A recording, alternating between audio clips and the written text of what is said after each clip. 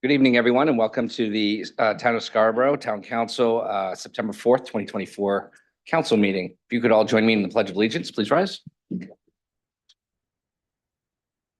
Pledge allegiance to the flag of the United States of America and to the republic for which it stands, one nation, under God, indivisible, with liberty and justice for all. Cody, could you do the roll, please? Counselor Seiler, Here. Counselor Cushing, Here. Counselor Shu, Here. Counselor Katarina, Here. Counselor Hamel, Here. Counselor Anderson, Here. and Chairman McGee, Here. all present. Thank you. Thank you very much. Without objection, I'd like to move Resolution 24-004, an act on the request to approve Resolution 24004, honoring the 11U Boys All-Star Little League Baseball team. Any objections? No. So we will take that item up next. That way you can continue on with your nights. So it is our pleasure and our honor to welcome the Town of Scarborough Little League Boys 11U All-Star Team State Champions. We have a resolution. Typically, the chair would read this resolution. However, we do have a special circumstance where a member of the team is actually the son of one of our counselors, and I think it would be appropriate if he made those honors. So with that, Counselor Anderson, if you could read the resolution. I have some gifts. What we'd like to do is just have you come up after the resolution is done, and we'll pass out a little gift for you on the way out. And if okay with you, maybe a couple words from one of the coaches at the podium. All right. Great. Thank you. Counselor Anderson. All right, thank you guys for being here. So this is for the 11U Boys All-Star Little League Baseball Team. Be it resolved by the Council of the Town of Scarborough, Maine, and the Town Council assembled that whereas Little League Baseball is a program of service to the youth of our community dedicated to teaching sportsmanship and the competitive will to win, as well as furthering physical fitness and well-being through heartfelt community activity to provide valuable training for the participants and entertainment for the spectators. And whereas the Town of Scarborough has one of the largest Little League programs in the state of Maine and competes in District 6, which includes some of the best Little League baseball and softball teams in the state of Maine. Whereas the Scarborough 11U Boys All-Star Baseball Team endured daily practices and preparation, including in the rain, to compete against a variety of teams in District 6, including last year's District 6 10U Boys All-Star Champions, Portland. And whereas the Scarborough 11U Boys All-Star Baseball Team competed well in the District 6 tournament and ended up competing against Portland in the championship game. Scarborough prevailed and beat Portland, winning the 2023 11U District 6 Boys All-Star Baseball Championship. And whereas the Scarborough 11U All-Star Baseball Team advanced to the 11U State Championship in Augusta, Maine, competing against the other district champions in the state. The boys went undefeated, averaged 15 runs each game, only allowing 6 runs total in the state tournament, and was named the I think I'm reading the old resolution as I'm reading this, which is okay.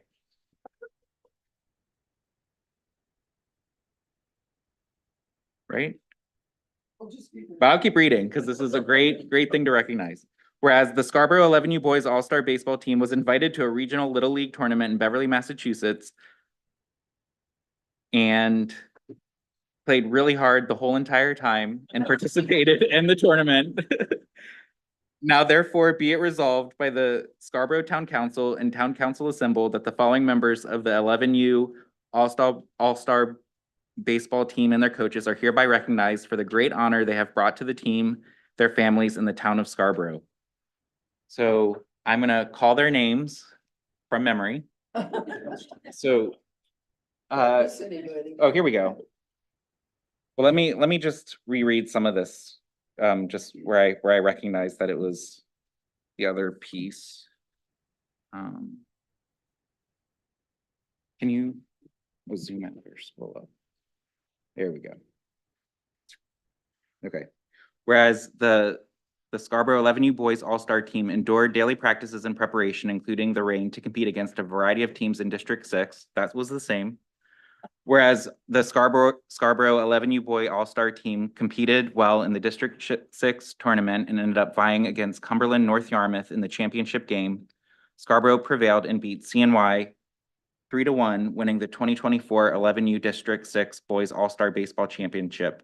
And whereas the Scarborough 11U Boys All-Star Team advanced to the 11U State Championship in Winterport, Maine, competing against the other district champions in the state, the boys defeated the Capital Area Little League All-Star Team 8-2 and were named 2024 11U Boys All-Star State Champions. And whereas the Scarborough 11U Boys All-Star Baseball Team was invited to a regional Little League tournament in Beverly, Massachusetts.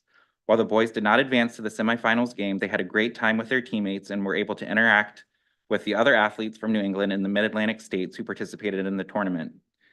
Now therefore be it resolved by the Scarborough Town Council and Town Council assembled that the following members of the 11U Boys All-Star Baseball Team and their coaches are hereby recognized for the great honor they have brought to their team, their families, and to the town of Scarborough.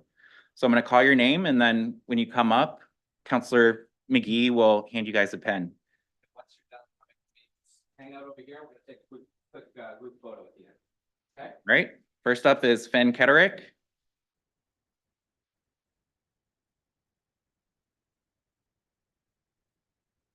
Max Gite.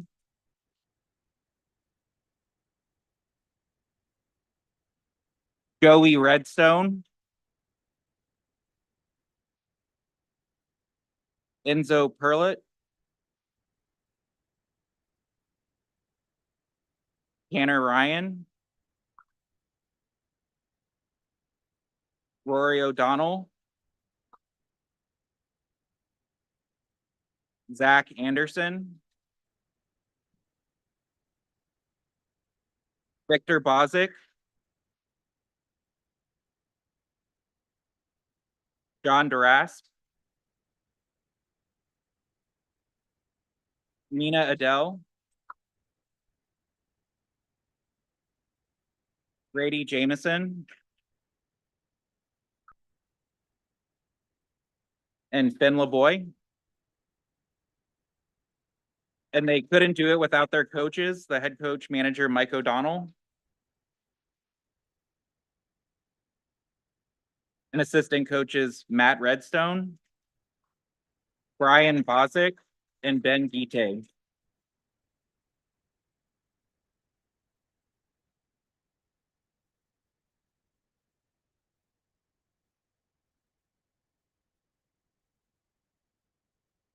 So, Coach, would you like to say a few words? On behalf of the team, thank you so much for having us tonight. An honor to, as the town and council recognize the team as a part of history. Hard to describe what kind of special run, when a team does this, but we're very fortunate. It was definitely exciting for the group as a whole to have this experience.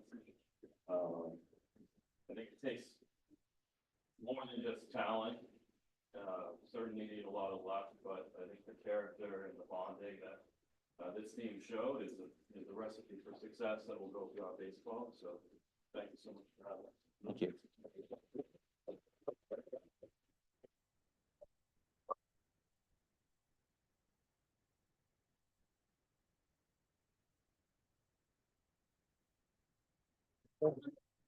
Out of the way. April's saying get out of the way. No, you guys are good. You guys are good.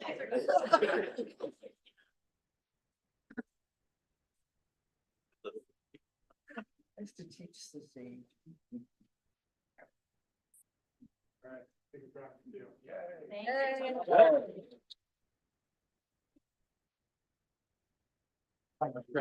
Nice job, coach. Congrats. Nice job. Congratulations. Congratulations. Thank you. Congratulations.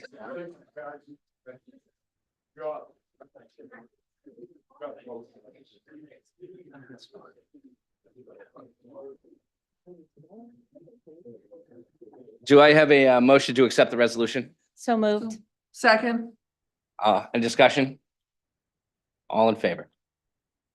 Sure, that is unanimous. Congratulations, boys. Thank you.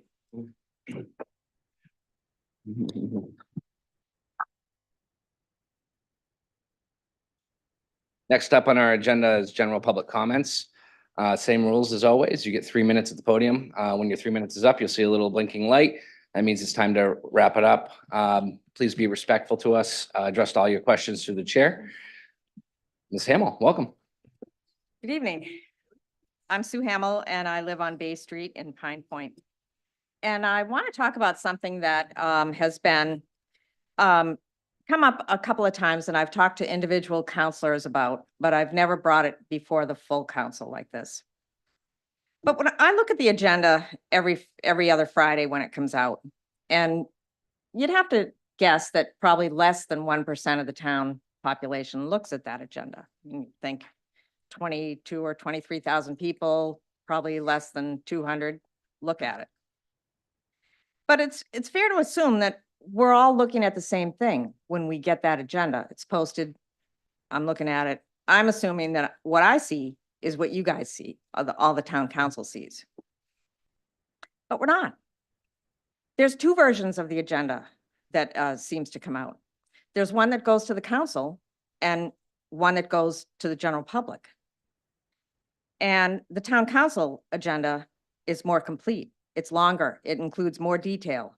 It has additional pages that I guess I'm not qualified to look at. And it's not right. And I feel like I talked to Ken Johnson about this a few years ago when he was heading up the communications committee. And most of the time, we in the public are not aware of it because we don't see what the town council sees. But then on occasion, the council will discuss something and it's clear they're reading from something that I have not seen or I don't have. It's not part of my packet. And this makes me really, really angry. And it's not right. And it makes me feel like, do I need to file a Freedom of Information request to be able to look at the same version of the agenda that the town council looks at?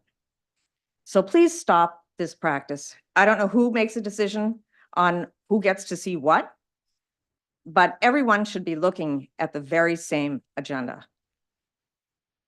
Thank you. Thank you, Ms. Hamel. And just a reminder, this portion of general public comments is for anything not on our agenda this evening. Welcome, Mr. Moody Roberts.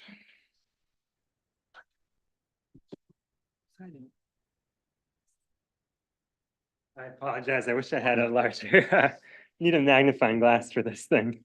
But I'll try to explain it. But first, I just want to say thank you to everyone.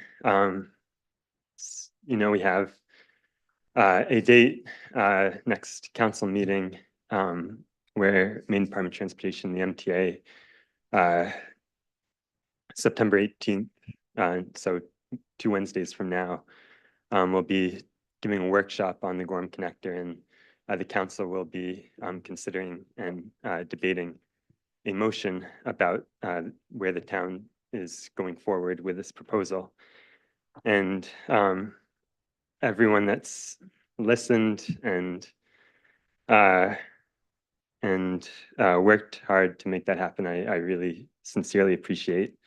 When I first moved here, all my family is from Gorham. I grew up in Cape Elizabeth, and I remember wishing that it was the perfect property, but I wish that it had been in Gorham because that's the community I knew. It's got a great downtown. I thought of Scarborough as being this kind of nebulous suburb without the type of community that I could see in Gorham, and it's been a wonderful experience just to meet a lot of people here, to really get to know the community.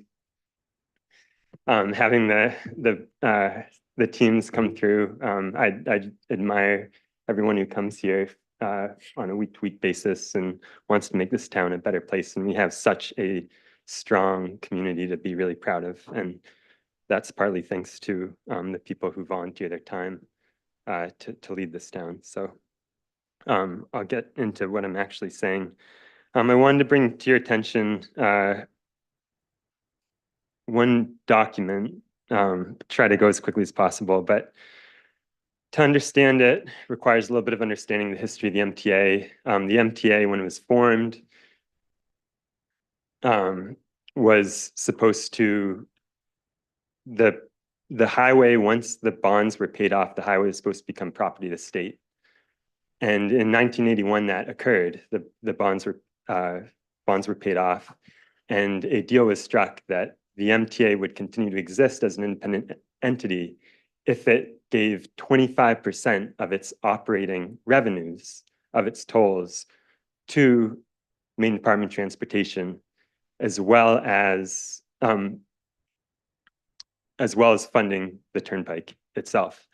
In 1991, a legislative action was passed where that turned into the entire operating profit of the turnpike was supposed to go to Maine Department of Transportation.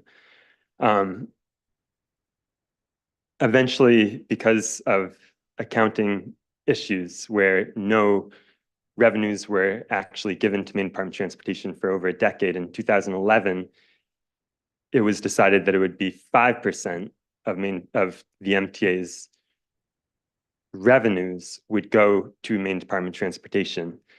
And there was a carve out where any projects that were deemed joint Department of Transportation projects could be part of that 5%. And this is a document that shows all the values of where the MTA is claiming they are working on a Maine Department of Transportation project, and that goes into the 5% mandate. And the entire Gorham connector, its construction, the land purchase, and the design is all considered by the MTA as a Maine Department of Transportation project and fulfilling that 5%. And not only that, but the numbers that they have here, which they predicted, they projected going out to 2030, add up to $313 million. And at our first input session in Gorham, they said the cost would be north of 200 million, or maybe 250 million. And they knew already at that point that the projection was over 300 million, 313 million. Mr. Roberts, Moody, I'm- Moody, yeah. Roberts, I'm gonna have to ask you to. So anyway, the second page, I just want to highlight too.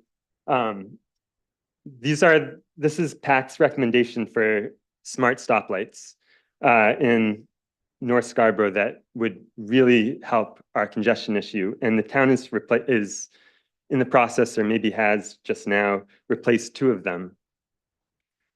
Because you have this triangle here, you really need to replace all 3, and they have to be synchronized, because if you have them unsynchronized, your traffic will not get through this roadblock.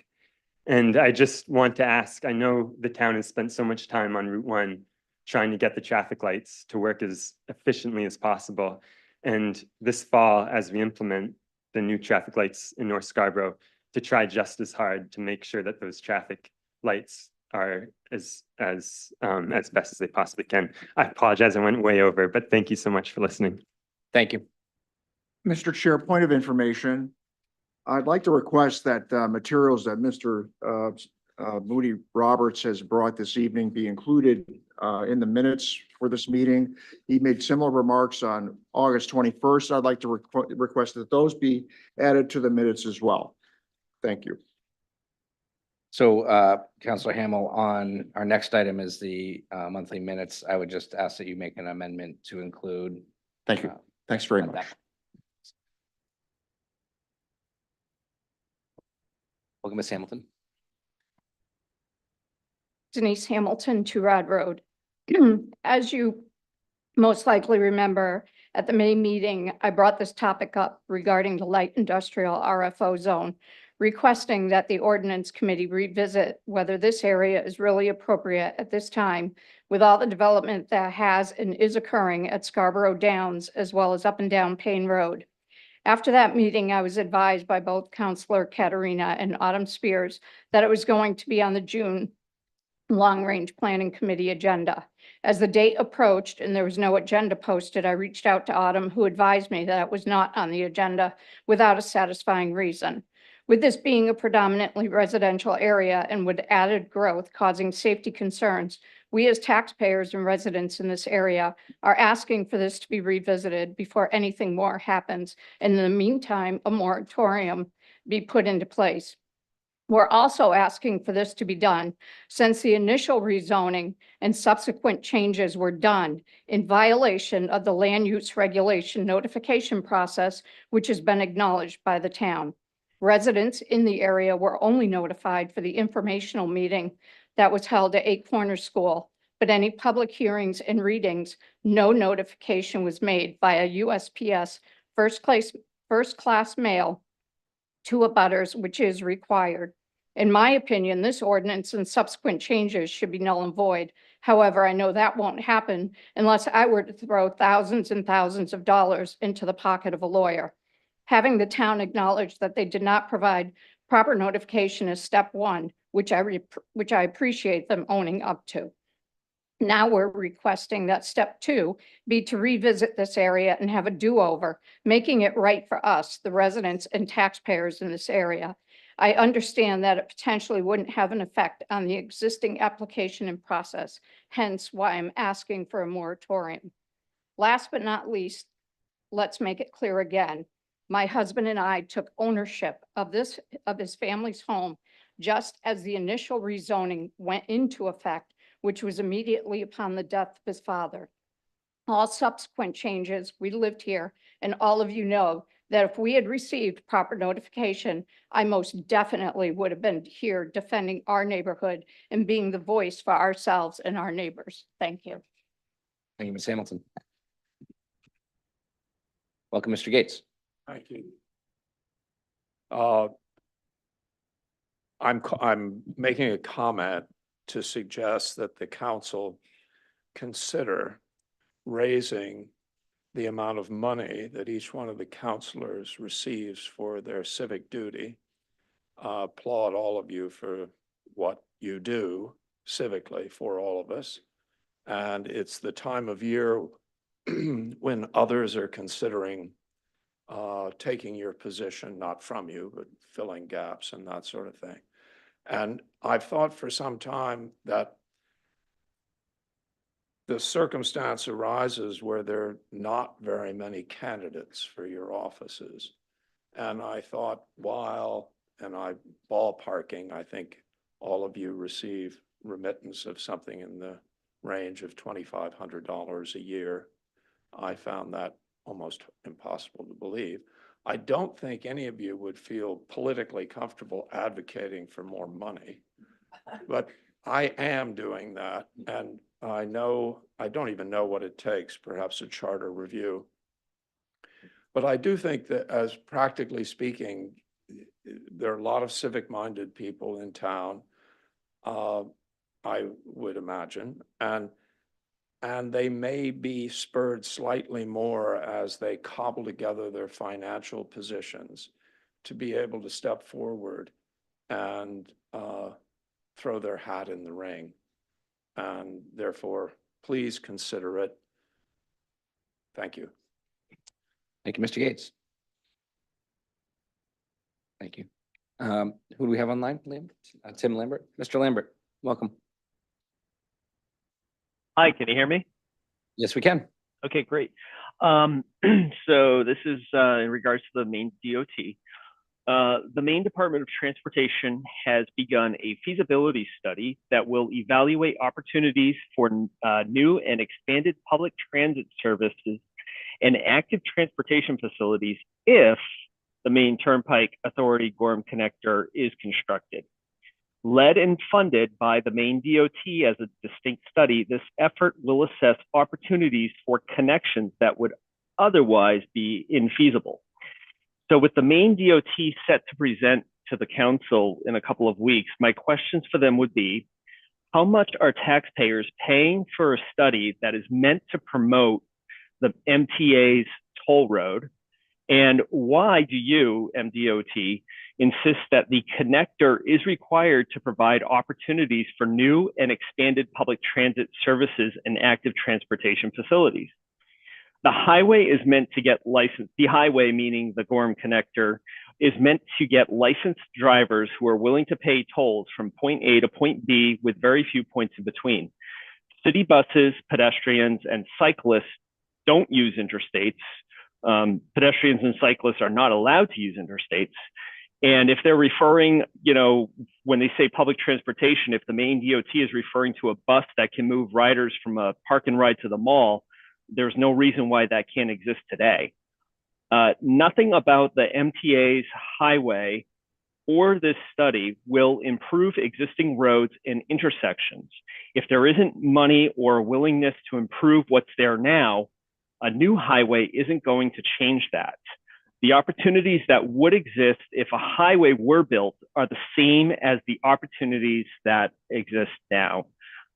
So, my point is if we can make things better for cyclists and pedestrians and public transportation with the connector, we can also do it without the connector. And thank you. And I just hope we remember to ask those questions to the Maine DOT when they're there in a couple of weeks. Thank you very much. Thank you, Mr. Lambert. Just Mr. Lambert, this is Tom Hall, Town Manager. If you want to forward your questions to me by email, I'll make sure that they're provided to DOT and they cover those questions for you. Oh, sure. Okay. Thank you. Thank you. Any other public comment this evening? Seeing none, I'm going to close public comment. Next item on our agenda this evening is the minutes from the August 21st, 2024 Town Council meeting. Do I have a motion? So moved? Is there a second? Second. Motion second. Counselor Hamel? I'd like to make a motion to amend the minutes to include the report that Stannis Moody Roberts delivered was referenced in those minutes. I have a motion August to 21st. amend. Second? I have a second discussion on the amendment. Yes, Counselor Katarina. Well, it's not a discussion on the amendment, just I will be not voting because I was not at the meeting, just so you know. Thank you. Yes, Counselor Cushing. Sort of related point. We're talking about the minutes to the last meeting. I learned for the first time this evening that what I get in my packet does not add up to what the public gets. Is that a fact? No. It's not a fact. Okay, but I think if that's not a fact, then the record in these minutes should reflect that that's not a fact. And maybe we should clear up the confusion. Thank you. I think to that point, Counselor Cushing, it certainly is entirely possible that if a counselor between first and second reading has an amendment that they're thinking about making and they want to just share with the council where their head's at, sometimes those things will show up in your email box that don't end up on an agenda. But by and large, yes, the agenda that we have here in front of us is what's shared with the public. Thank you. Nope. Nice.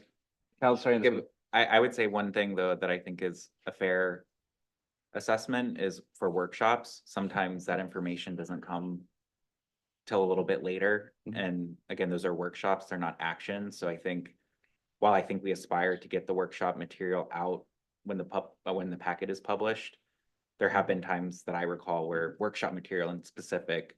So I think that's just something to think about as we go forward. Can we make sure our workshop material is together by Friday if we can? Sure, and that happens occasionally as well. It's never intentional. Yeah, it's not perfect and it's not intentional. All right, we are still on a motion to amend. Any further discussion? All in favor of the amendment? Opposed? Show that as 6 in favor. Now we're back to the motion as amended. All in favor? Opposed? Show that 6-0. Counselor Hamel, I assume that was a raised hand? Yeah, I was standing Thank in favor. Thank you. Any adjustments to the agenda this evening? I did mention that there was an opportunity for moving something around on the agenda if someone was so inclined. This would be the time. Seeing none, I'm going to move past it. All right, items to be signed on the treasurer's warrants. Those were done prior to the meeting. Now we're on to the town manager's report. Tom Hall. Thank you, Mr. Chairman. Perhaps I'll just speak a bit further to the comments made from the podium. Staff strives very, very hard to make sure that packets are complete and out to the council and to the public on Fridays. And I assure you, with the meeting schedule you have, that's an arduous task. We're either cleaning up for a meeting or preparing for the next, but we do strive very hard. And I need to credit Tony Justice and her staff for really staying on top of that. Having said that, there are occasions where new information will come or an error is found. So depending, if you look at an agenda on a Friday, there may be a nuance change that happens over the weekend We are updating constantly that packet for the public. So again, you may be looking at a version that is slightly changed, but I can't think of an occasion where there's a substantive change, certainly. And as was mentioned, very often in a workshop setting where there's an outside party that we don't control in terms of producing information, very often we don't have that on that Friday. So it's a Monday or Tuesday update. So I'm very pleased to meet with Ms. Hamel and understand her concern better. But from our perspective, everything the council gets is made available to the public as well. With respect to my update, I just have a few for this evening. I just want to mention the Downs project is turning into the kind of the next phase, which is the town center portion. The planning board has organized a site walk. This is this coming Monday on September 9th. I believe all members of council have been invited. It's a public meeting. Members of the public are invited to come as well. It'll be between 4 and 6. And so very interested to see kind of this next phase. We'll also be having a council workshop on October 2nd. The specific format and content is still being worked out. But the Finance Committee has been working through the course of the summer looking at fiscal impact model. I expect that will be part of what's shared. I believe the assessor will be in a position to give you kind of an annual update, what's happened since your last report. And I'd like to have the Downs provide kind of an outlook over the next year or so. I just remind the public and the council that Crossroads no longer is obligated to provide these annual updates. This is, they've been invited, and I think Councilor Anderson kind of made that happen, so thank you. And I should also mention, I believe I did last meeting as well, but I've now certified that they've met their performance standards, the initial ones. There are performance standards at year 10, 15, and 20. They submitted early, obviously, for the 10-year benchmark. And with my staff, we've certified that they have, in fact, exceeded those 10-year performance standards just in year 6. With respect to the Eastern Trail project, very pleased that in my inbox, I saw just before I came in, the final construction agreement. So I'll be signing that tomorrow. And as I've said in the past, I expect we'll be in a position to solicit bids in late September. A cautionary note or a sneaking concern I have is just with the passage of time, and we have cobbled together a series of local funds, state and federal funds, individual private donations and corporate donations. I do fear just with the passage of time and the escalation of costs that we're going to have some challenges, but I think it's important to go out to bid and really see how those numbers shake out. With respect to the election, today at the close of business, the clerk's office finalized the ballots. We do have seats for both for council, Board of Education, and sanitary district. So at this point, for the 2 3-year seats on council, we have Corey Fellows, Cressy Maurer, and Scott Doherty qualifying for the ballot. And for the 2-year seat, that's to fill the vacancy created by Councilor Caterina, we have William Donovan. For Board of Education, there's a 1 2-year seat, Mitchell Rockensteyer. And for the 2 seats on the sanitary district, we have Nicola Rico and Michael Stein. I'll just mention that at this point, the clerk's office has received about over 700 applications for absentee ballots. Obviously, we can't send those out until the ballots are in hand. Starting tomorrow, I know Tody and her staff will be working with our printer to get the ballots prepared. And October 7th is the first time folks can actually vote by absentee in person. And this year we'll be doing absentee voting just with the turnout we expect at the Public Safety Building. And it will be held during normal business hours, 7 a.m. to 5 p.m. And I think we'll try to sneak in a Saturday to be announced at some point. In terms of the tax commitment, I would like to have the tax assessor appear before you. He's done this in the past to give a kind of an overview of the tax commitment process. This year was a bit unique with the reval. And at this point, I'd like to have him in front of you on October 2nd. We'll schedule it as a non-action item. And if you'd be willing, perhaps we can move that item to the top of the agenda. But I'm sure you'll be interested to hear the assessor. Where things ended up, the tax rate was set at $10.93 per thousand. At this point, many of us, I haven't personally at home yet, but tax bills were sent out last Friday. So I think they're starting to be received in mailboxes. The assessor's office is still open and available should you have questions. So look forward to that, please. And just for your housekeeping, we do have some upcoming workshops. Interestingly enough, tonight we didn't have one. I don't know about you, but it was kind of strange waiting till 7 to get together. But at your next meeting, as was mentioned earlier, we do have Maine Department of Transportation and the Maine Turnpike Authority here for a Gorham Connector workshop. I have reached out to a number of town committees and solicited input from those committees if they have questions. And my intent is to feed those questions to those two entities, and to the extent they can, I'd like them to address them. And as I did with Mr. Lambert, anyone else that has questions, I'm pleased to pass those on. In 90 minutes, I think we need to appreciate that we're probably not going to get through all the territory, but I expect some major themes will emerge and I hope will be addressed. And then October 2nd, as I mentioned, we'll have the Downs project update. And then on October 16th, Larrabee Farms contract zone. This is a contract zone that's started before I came, so it's quite old. It's expired, but the work is not done. And so this will be a joint meeting with the planning board and the town council. And the good news is they've completed enough as was originally agreed upon, and they're going to start dedicating some of the land to the town, which was always the plan. So we're pleased to get that back in front of you and get the agreement back where it should be. And last thing I'll just mention, Darren Granada, who is our harbor master, marine resource officer, and kind of jack of all trades, also is involved in our call division. He's organizing the 3rd annual Junior Firefighters Muster. It's planned right here, Public Safety Building on October 27th. That's a Sunday from 1 to 5 with a rain date on November 3rd. Just as an aside, the first 2 years have been rousing successes, and I know he's looking for a successor to take this over from him, but he's agreed to plan this again this fall, but looking forward to that. With that, I'm available for questions. Thank you, Tom. Any questions for, yes, Councilor Hamel?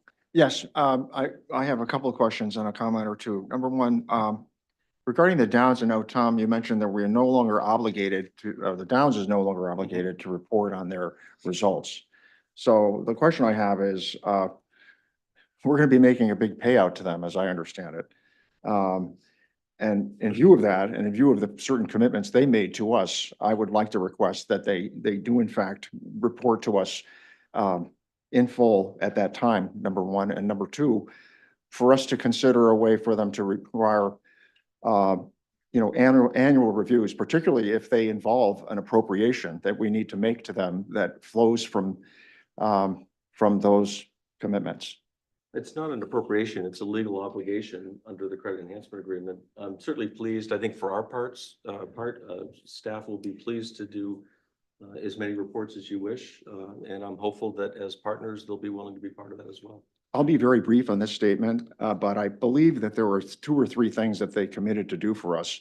They're committed to do a downtown for us. They made some references and actually made a proposal for a community center. And also, downtown space.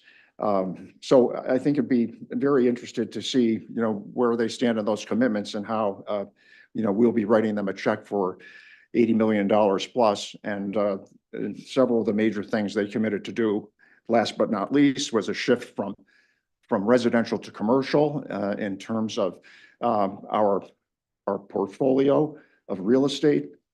I don't know about you, but I would like to get some answers to those things. Second point I want to make is on the topic of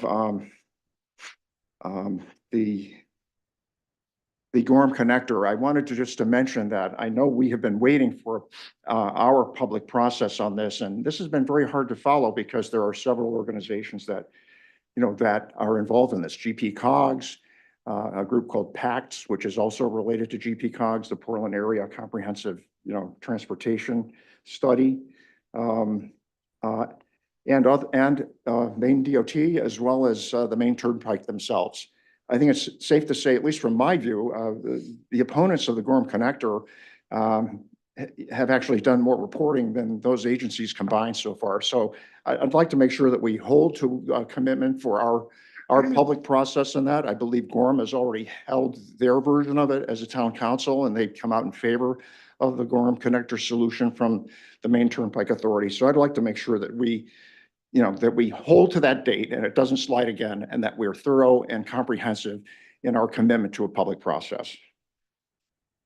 The final point is, I watched sort of the process of, and I'm a short timer, so, I'm counting down the days. I know Jean Marie is as well, in terms of those of us who are, and Nick McGee, those of us who will be leaving the council in November.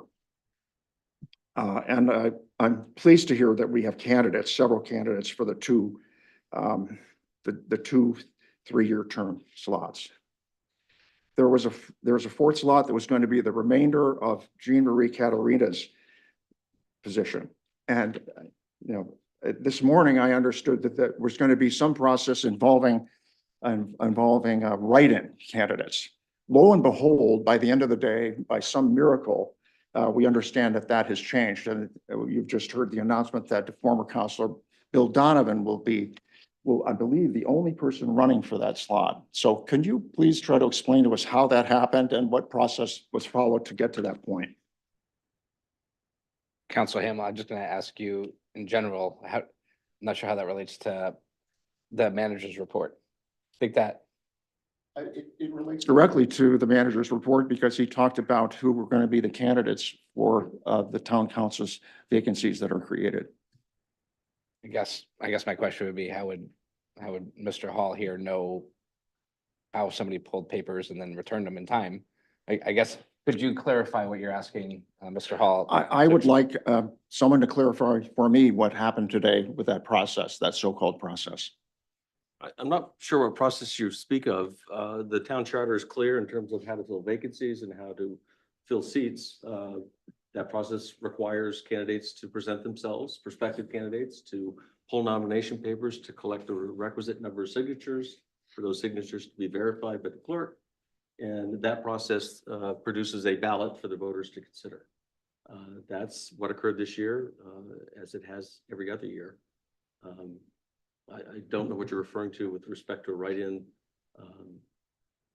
conversation.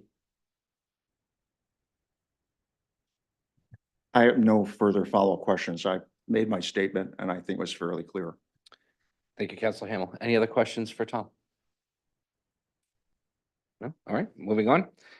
We're into order number 24071. It's a public hearing and second reading for the request on a new request for a cannabis establishment license from Fung Lock DBA Diamond Smoke LLC located at 3 Commercial Road, Unit 201 for a medical cannabis cultivation facility. Liam.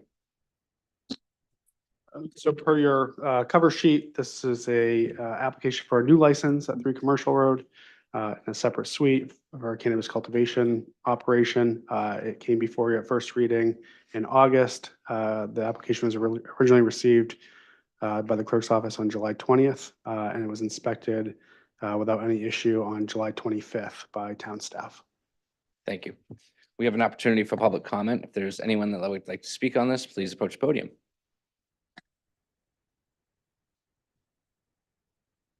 Welcome, Ms. O'Brien.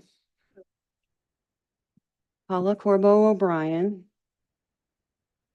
We know there's a new license request all of a sudden to expand the cannabis operation behind our home. As you already know, the expansion proposed at 3 Commercial Road is located only 150 feet from our home of 39 years. You already know that this expansion is more than likely the same area of that building that was operating without a license when we experienced the constant pungent, skunky odor for many months. We know the moratorium has been lifted and this will likely pass. Unfortunately for us, we know it will likely pass before the new ordinance of not expanding or locating within 1,000 feet of residents. However, we also do know that there are now guidelines in place should future strong odors occur. Last month, I said I would text Chris McNeil should there be problems with this expansion. I will not be doing that as his name is not on this public request. However, we will not hesitate to file a complaint with the town and email the entire town council as requested by 3 members. And we will do that as often as we smell very strong odor coming from there should it occur. Some growers and town councilors have said they're tired of dealing with it. We've lived it and we're tired of it too. Hopefully, like this past summer, there will be no odors. No odors, no problem. If there are odors, there will be a problem because we will not go through the many months of having to deal with this again. What I just read previously was written this morning before we found out that there are now 2 more growing operations that want to go in directly behind us. Now I'm told that these places can legally get their license supposedly after a first reading, unless I'm misunderstanding. Well, aren't the residents supposed to get an abutters notice that this is happening? And shouldn't we get one before the first reading if that's the case? We never got an abutters notice until after the first reading regarding Diamond Smoke that's going to second read and public hearing tonight. And neither did 4 neighbors that I checked with. As far as the 2 new ones on the agenda tonight, Platinum Smoke and Shark Tank Strategies, none of the abutters received notices that these licenses were in the works. If supposedly these businesses can get their licenses only after a first read, then the abutters must be notified before that first read, in my opinion. I was unable to be at that meeting due to surgery that the moratorium was voted on. That certainly came out of left field. I am deeply disappointed that this was even voted on without 2 town councilors in attendance that have worked just as hard on this as those who voted, especially one who was even on the ordinance committee and put in more time. It was a huge mistake for residents made by those voting in favor of abandoning the moratorium before several of these issues were resolved. What a mess this is now. Thank you. Thank you, Ms. O'Brien.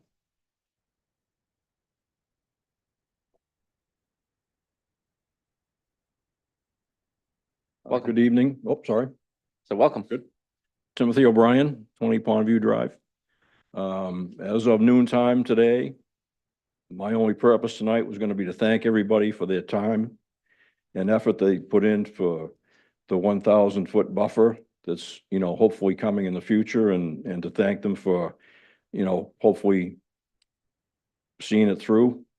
But then we were informed we were surprised to learn that there was 1, if not 2, maybe more licenses being applied for at 3 Commercial Drive. As my wife just said, we were hugely disappointed in the moratorium being lifted, but we accepted it. We're trying to keep a positive outlook, and in hopes that maybe it was just a coincidence of the odor that was coming out of the building when we were here before.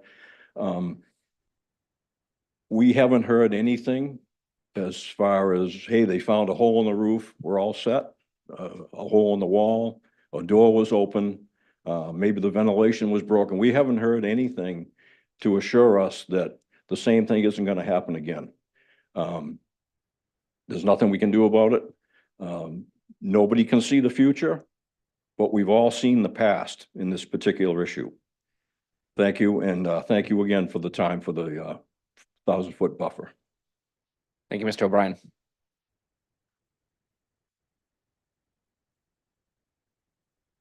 Welcome. Hi. Good evening. My name is Phong Lak. I'm a Diamond Smoke LLC. I'm a caregiver, so I would like to starting a grow at the 3 Commercial Road.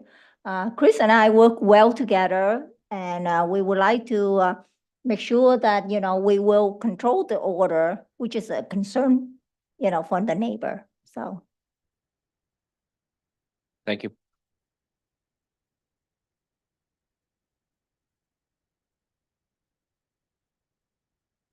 How you doing? Chris McNeil. I run Coastal Remedies, 3 Commercial Road. And while the situation at 3 Commercial is different caregivers, I don't think anybody really has an understanding of what that really means. And all that really means is that that building is a cannabis establishment. It's been a cannabis establishment, I think, for like close to 10 years. I've been there as the primary caregiver in the main part of the building for 2.5 years. The history of this has been, Liam and Brian, other people at the town have been great, but I don't think there's been a lot of systems in place to sort of address the issue. Like up until this point, until this whole moratorium happened, I received really definitely no official notice that there's an issue. I heard nothing from the neighbors. Liam had sort of been communicating outside of his capacity, sort of on his like, as a service to me. So when that happened, it was pretty sporadic, but there was no real system in place to address it. So I had no idea that there was even any issue. And I think, I assumed some things probably about the neighbors, and I think they assumed some things about me. I got to at least kind of speak face to face, right? Throw my name, throw my number out there to try to address these issues. So I feel a little bit better personally from my side of things, that these aren't just people who hate cannabis and are sort of living in the stigma in the past. They're real people with real concerns. And so I can appreciate that as a business owner and as a father and as a former teacher and all those things that are not the cliche cannabis industry operators, right? I'm not all those things, but I am a cannabis industry person. So I think the history behind all this has been one of poor communication and one of poor systems in place to facilitate that communication, because ultimately I have a family to feed. I mean, I can go into the money for anybody who would love to sit down with me. I've got my life on the line. Chantel has her life on the line. She's also a 40-year resident of Scarborough, just to make that clear. She didn't say that. She's a 40-year resident of Scarborough, all right? A woman, a female business owner, right? So there's no ill intent on our side of things. And I, Mr. O'Brien, you can text me, right? I am ultimately responsible for the major part of that building where I and even Liam believe the issues have come in the past. I think that what you heard, Liam has texted me maybe a month or two ago, and I think Mr. O'Brien said, there's been no complaints, right? Mr. O'Brien wants to know what we've done. You guys want to know, come ask me. I'm a dude. I'm a guy. I'm a business owner, right? I'm a father. I'm a normal person. You got my number, right? I think the world has my number. You can call me up. It's been 20 years, same number, right? So I can go into the detail of what we've done to sort of address these concerns, because believe me, my life is on the line. Like, I mean, it seems like an easy thing to say, but I mean, think about it. Put your life savings into something, everything you have into something. I got 3 kids, right? Put your life savings into everything you have into something, right? I'm going to do what I need to do to keep my business running. And I'm pleased with the change in language, because I think it helps address everyone's concerns, right? Neighbors have complaints. I'm going to go over a little bit. Neighbors have complaints. There's been no way to really address that, right? The town hasn't had a way. The operators haven't known, et cetera, et cetera. So I think the situation that we've got addresses some of that. It gives recourse for neighbors. It gives recourse for me as a business owner. It allows me to plan for the future. It allows me to say, hey, listen, I can plan for this certain expansion of my business that, by the way, has been there for 10 years, right? I can plan for this as long as I'm within this law. And I'm confident that we've made the changes needed to comply with the new statute. And I welcome all of the stuff that goes along with that. And I appreciate the expansion of the moratorium, because it was crushing my business, right? I think, Mr. Cushing, I appreciate your words, right? That goes to the heart. It's my life. So that being said, with Chantel, that's her name she goes by, and with the coming licenses, applications that are on the agenda for next time, like ultimately you can call me, right? And we've taken the necessary steps to address what I think the underlying problem is. And anybody who wants to know, feel free to ask me. Thank you. Thank you, Mr. McNeil. Any other public comment on this? And just for the record, we received late this evening an abutter over the Champamoles, and hopefully I didn't butcher that last name, but I just want you to know that they've submitted written testimony they like entered into the record, which we will do. It was in opposition to this license being granted. So that noted. With that, I'm going to turn it over to the council. Is there a motion? Second? Discussion? Yes. Discussion. I really appreciate Chris's last comments. And the spirit of what I'm hearing is that, look, we get it. We need to control the odor. We need to be good neighbors. It's been a messy process, but here we are. We have an ordinance in place, and it is clearly, or about to be in place, and it's clearly in the best interest of the business owner to control that odor. Whilst we were discussing all of this, I turned on the news, which I rarely do lately, and I saw a home that looked much like one that I rented in Arizona, a tract house. There were neighbors 50, not even divided by, I guess, what's the width of a cinder block wall on both sides. And in the middle, there was just an average tract house, except that it was a grow house, an illegal grow house. It was not discovered because of the odor. It was discovered as part of an ongoing investigation. My simple point here is that the criminals have figured out that they can go into a neighborhood, buy a house, and conceal a growing operation, which I assume would be the odor. And what that said to me is that the technology does exist to solve this problem, and that the spirit of the people who are cultivating cannabis understand that they need to make an investment, that kind of investment, to get to the point where people like the O'Briens can go on and enjoy their home peacefully without being offended by the odor. So it strikes me that we really have accomplished the goal here. And the fact that we reduced the moratorium and that other people are coming to fill up that facility, fine, they're making an investment, and they should be very clear that if they consistently violate this ordinance, that they'll be reported and they'll lose their license. That's a lot of money. So those are my thoughts on this subject. Thank you, Councillor Cushing. Any other councillor comments? All right, with that, I'll call the vote. All in favor? Opposed? Show that it's 6-1. Thank you. Next item is order number 24072. It's a public hearing and second reading to amend chapter 311, schedule of fees, to add applicable impact fee sections. Ms. Spear, welcome. Good evening. This is just a change to the chapter 311 schedule of fees to represent the 415 impact fees that we just did a few months ago. So it's just those new fees reflective in our fee schedule. Thank you. We have opportunity for public comment on this item. If you'd like to speak, please approach the podium. Seeing none, I'm going to close public comment. Is there a motion? So moved. Second? Discussion? Seeing none, I'm going to call the vote. All in favor? Opposed? Show that is unanimous. Thank you very much.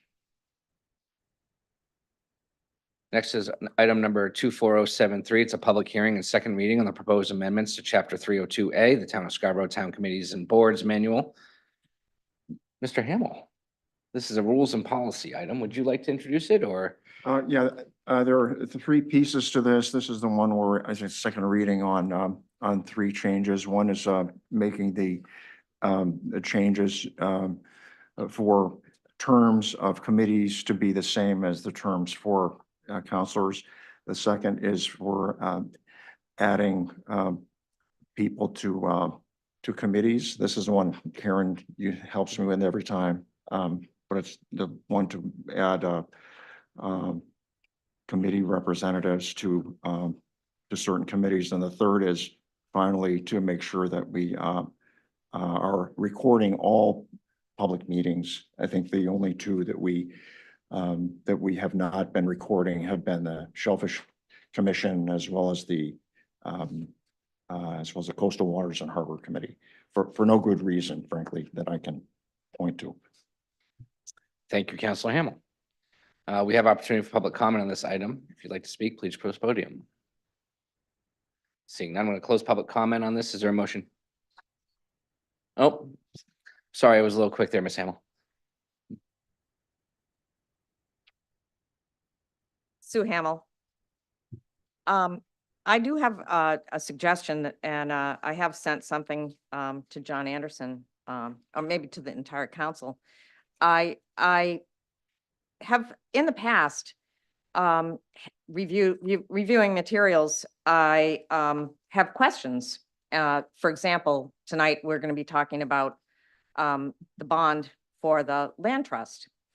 And the materials, the background materials that are included in the agenda packet, I had some questions about. Yet I have no contact. There's nobody that I can reach out to who knows the answers that I'm looking for, because there are no contacts for the Parks and Land and Conservation Land Bond, Land Commission. And I know that I could reach out to Todd Souza, but Todd is also the liaison for so many other committees that, you know, I do send him quite a few emails asking him for additional information. But in this packet in for tonight's meeting, all the backup for the land bond, the history of the land bond, how it was used, I had numerous questions, and there's nobody listed. There are no email addresses. You can't reach out to anybody on these committees. And it's not, so this is one example. I'm not saying, and because this has happened before. And I'm suggesting that you provide an email for at least one person on each committee so that the public is able to contact them. That's all. Thanks. Thank you. Any other public comment on this? Seeing that, I'll Point close of public- information, Mr. Chair, I was not specific in my explanation for the rules and policies change. So if I may, can I include that one? Sure. So it was that a representative from the town council and a representative from the planning board shall serve as liaison and are non-voting members to the Conservation Commission. So sorry for my befuddlement. No worries. All right. With that, is there a motion? So moved. Second? Discussion? Yes, Council Catamina. Mr. Chair, can we split the question? We can, if you make. I mean, I appropriate motion. apologize because I was not here for the last meeting when you discussed this, but I have concerns about a couple of these, but I would like to split them out so that we take each one separately. For example, talk about the terms, then talk about, the broadcasting, and then talk about adding to the Conservation Commission as 3 different items with 3 different votes. So I understand you have a motion to divide the question with. Yes. In 3 different ways, featuring the red line version for each Yes. one of those. It's a headings. separate question. Thank you. Is there a second to that motion? Second? We discussed on dividing the question? We can? Where's my parliamentarian? Yes? Yeah. Any discussion on this? I would just add, just for reference, that we should name the members of the Rules and Policies Committee so that they would be able to weigh in on these. So, Okay. yeah. I'm chair of the Rules and Policies Committee. I'm a member. And Karen. Sorry. Thank you. Thank you. All right. Any further discussion on the motion to divide the question? No? All in favor? Opposed? We show that as 6-1. So we will take the first item I have on the red line version is appointment and reappointment. And this is the item that says, starting on January 1st, 2025, committee and board members shall serve not more than 3 consecutive full terms of office and until your vacancy is filled on all committees and boards, with 1 year off before they can apply for the same committee and board. This kind of matches language that we find in the council term limits, so to speak. So any discussion on this?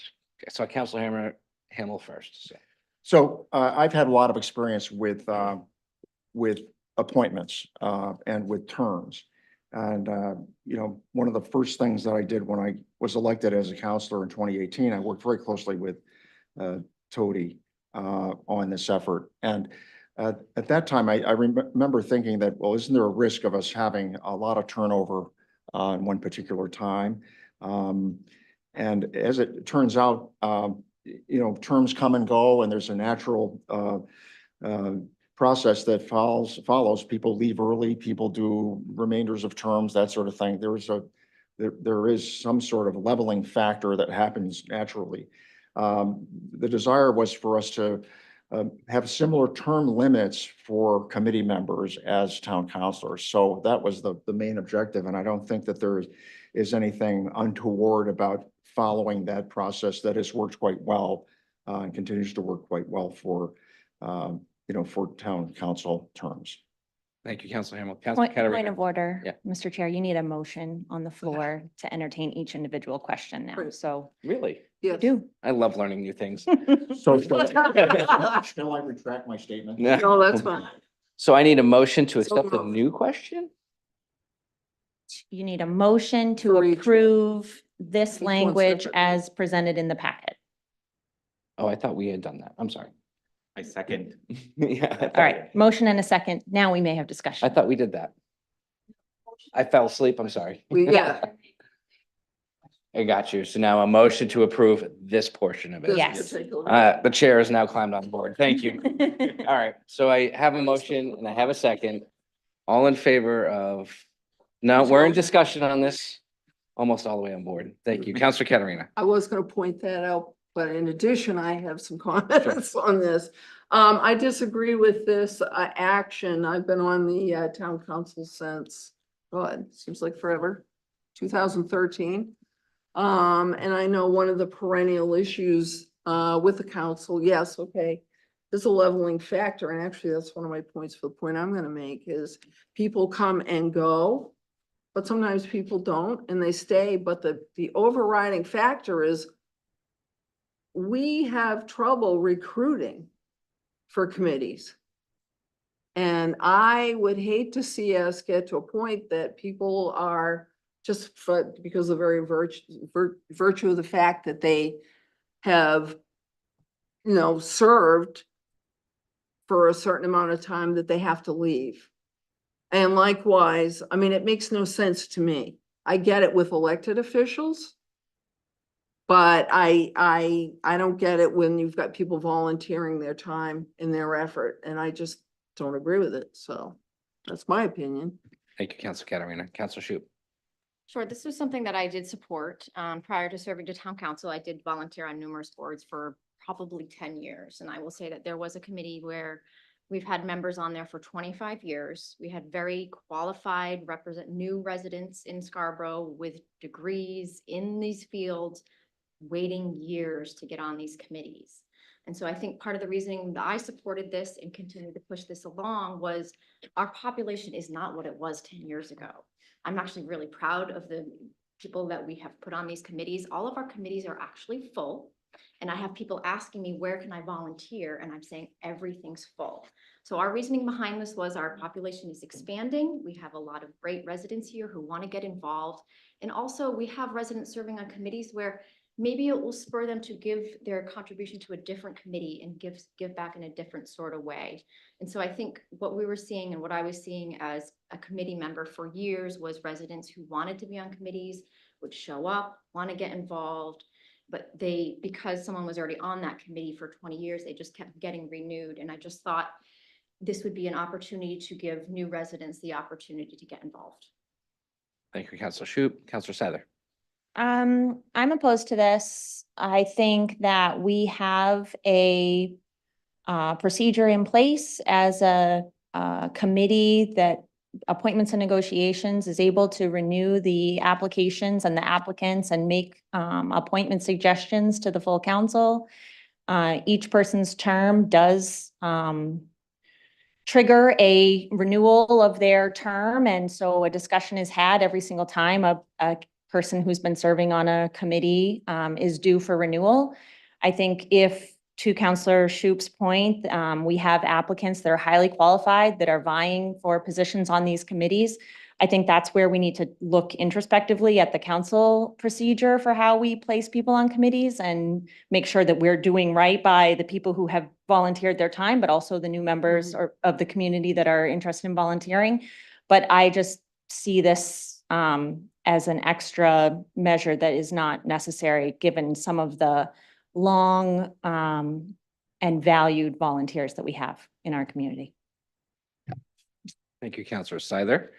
I'm gonna go since you two have already gone once. I am in favor of this change. I spent, I think it was 8 years on the planning board, which is enough time. I think at that point, you look at it and you say, somebody else should probably sit up here and work through this stuff. And it is certainly not to disparage anyone that's put in, the 20+ years of dedication to the community. What it is making sure that we're being fair with our process. How many times is it easy to say, this person's been doing it for 15 years, better or for worse? New blood once in a while is not a bad thing. And I think 3 consecutive terms is 9 years. And if you're really that passionate, you take a year off and put your name back in the following year and the clock restarts on you. So, Counselor Anderson. Yeah, I think I generally more agree with you, Counselor McGee, in terms of, this particular recommendation. And I also agree with Counselor Shoup that for our longtime volunteers who want to stay involved, though there are other committees that can leverage their expertise. So this doesn't prevent somebody who's served for 9 years in a row from not applying to be on something different and bringing that fresh perspective to a different committee. I appreciate Counselor Scyther's comments. I actually feel like it's very difficult for the council in the process when we have really fresh perspectives and weigh that against somebody with long time experience, because I think both of those are really valuable. And I think what this does is it kind of takes some of what I feel like is the politics out of it and says, we can have some good volunteers who can volunteer for a long time and then, bring that value for 9 years. God bless anybody who's willing to be on these committees that long. I hope some of you in the audience who I know are on the committees will continue to be involved for as long as possible. But I think this is reasonable, and I think it makes it easier for us to make sure that there's good, fresh perspectives occasionally, but respects the longevity where that also adds value. Thank you. Counselor Hamel. Yeah, I wanted to respond to the comment that Jean Marie made about the concern of losing depth and expertise on these committees. I think that is a fair point. But thank goodness, we're not like Congress. We don't award committee assignments based on seniority. Okay, thank heavens. So, I think there is a way to balance that, to maintain a core of expertise while at the same time, allowing folks to move on. So we spent a lot of time talking about this. I appreciate the feedback and the points also that Counselor Scyther had made. But I think this was well reasoned and did have pretty good support getting to this point. Counselor Katarina. All right, I just gotta say one other thing. I hear everything that's been said, but again, my concern is what happens when you don't have people applying and you have openings and you've had to so-called tell people, sorry, your time's up. I think we already have a mechanism in place because when I've served on appointments and negotiations a couple of different times over my tenure on the council. And sometimes as that committee, you can say, you look at all of the applications for the openings and you may say, sorry, Jean Marie, I know you've served for 6 years, but we really want to bring on a newer person. And we can do that as a council. That's a choice we can do. I'm just concerned about term limits. So that's all. Just wanted to say that.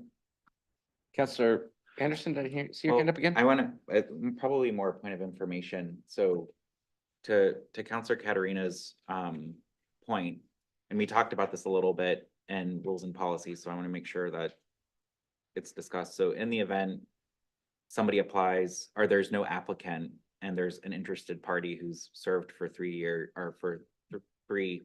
terms, the council can still, through the appropriation or the appointments and negotiation committee, recommend that person, even though it's not following our rules, and ask for a suspension of the rules. Like, I think Jean Marie's point is good, and like in the sense that if we're at a situation where there's no applicant, but somebody who's been on wants to stay on, I wouldn't want to turn that person away and keep that vacancy. I would want to have a mechanism that allows us to. My reading of this vacancy language is that person would stay there until the vacancy is filled. So if you actually had somebody that had exceeded the 3 Okay. consecutive terms. And they're still interested in serving. And there's nobody else waiting, that they would continue to serve until that vacancy could be filled. Okay. That's true. That's, Just a practical consideration occurred to us, and it may be overdone. I'm just gonna pass out.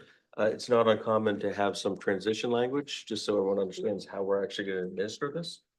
I don't know that it needs to be a formal amendment, but our intention would be for any currently serving member who's already exceeded the term limits, that they'd be allowed to fulfill their existing term. We just need some mechanism for administering this. And again, it may be overdone for it to be an amendment. I just want to be very clear. That's our expectation in terms of actually administering this. Does that make sense?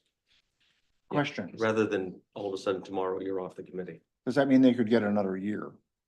Or They could longer? fulfill the existing term, or we could do it with some level of notice as opposed to midnight tonight, they're off the committee. Right. Seems abrupt and I don't I believe think that's the expectation. For anyone following along at home, I'm just gonna read the new language. It says, following the effective date of this change, committee and board members actively serving more than 3 consecutive full terms will be permitted to complete their term prior to the requirement of the 12-month break in service. And I think, for what it's worth, I think that's probably, in my world, I wouldn't mind making this amendment to this language, just so everyone's clear about a process for those that are at the 12-year mark and worried that we're gonna get a phone call tomorrow that you're no longer serving, so. It basically just confirms what the discussion was about that point, right? Yeah, largely. It puts a process in place for somebody who's exceeded the 3 terms as of today, what they can expect going forward.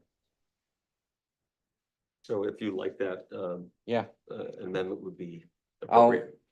make a motion to amend I'll second. using this language. A second discussion on that amendment. All in favor of including that amendment? Opposed? Shows 6-1. Okay, Thank so now we're on to the motion as amended, and we're still in discussion. Any further discussion on that? No? Okay, I'm gonna call the vote. All in favor of this motion as amended? Opposed? I show that as 5-2, it carries. Thank you. Next, I'm going to need a motion for the language requiring all meetings of any committees and or boards appointed by the town council. Is one red line. Whenever possible shall be broadcast live and recorded for rebroadcast at a later date. So moved. Second. Discussion.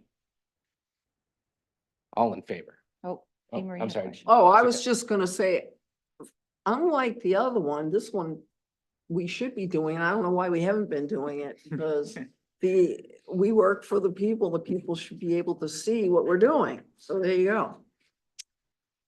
All in favor? Opposed? I show that as unanimous. Thank you. Last one is a motion to include the language that says a representative from the town council and a representative from the planning board shall serve as liaison and non-voting members. And this is in reference to the Conservation Commission. Is there a motion? So moved. Second. Discussion. Counselor Hamel. Yeah, commissions have extra authority, so I think that this is, it makes a lot of sense to have a liaison from the council. Counselor Katarina. This isn't much a question again, and I apologize. I was unable to be here at the last meeting, but I'm not sure what the point is of having a liaison from the planning board. If someone could explain that to me. Counselor Anderson, are you explaining it or you have a question? Well, I will share an anecdote Okay. that makes me support this even more, based on a couple last week, I guess. It feels like months ago.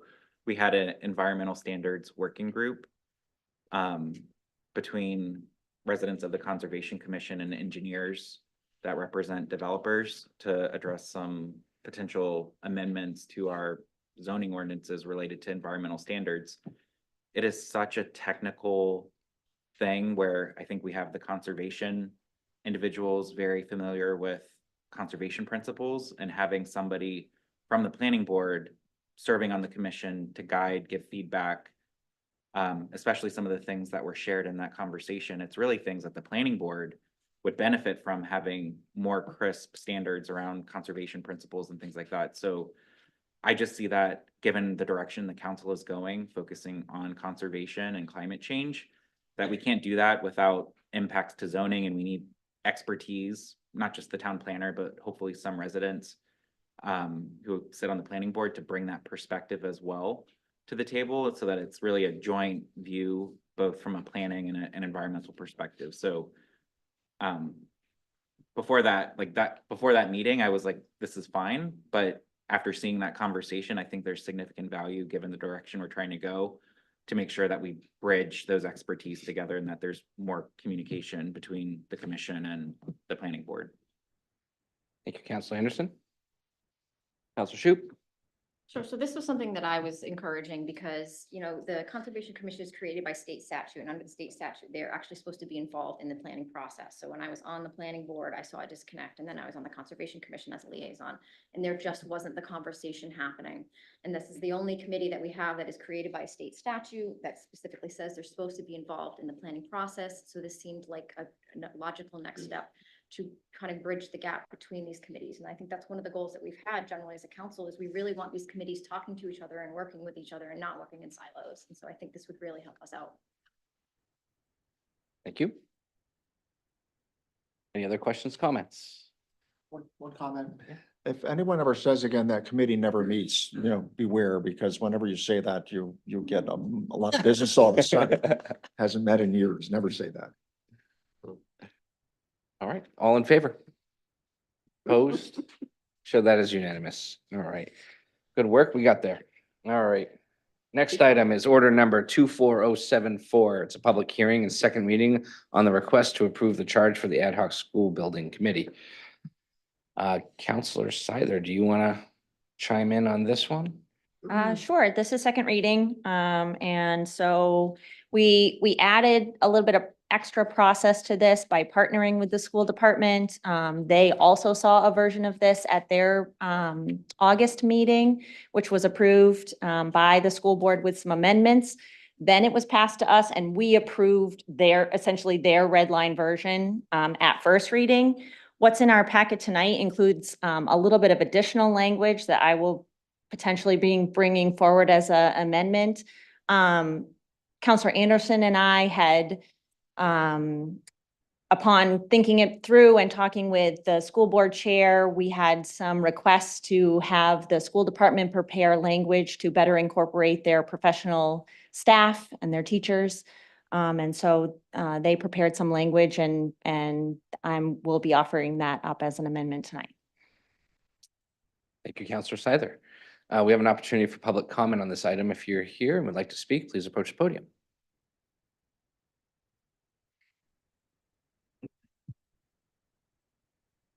Welcome, Mr. Pritchard.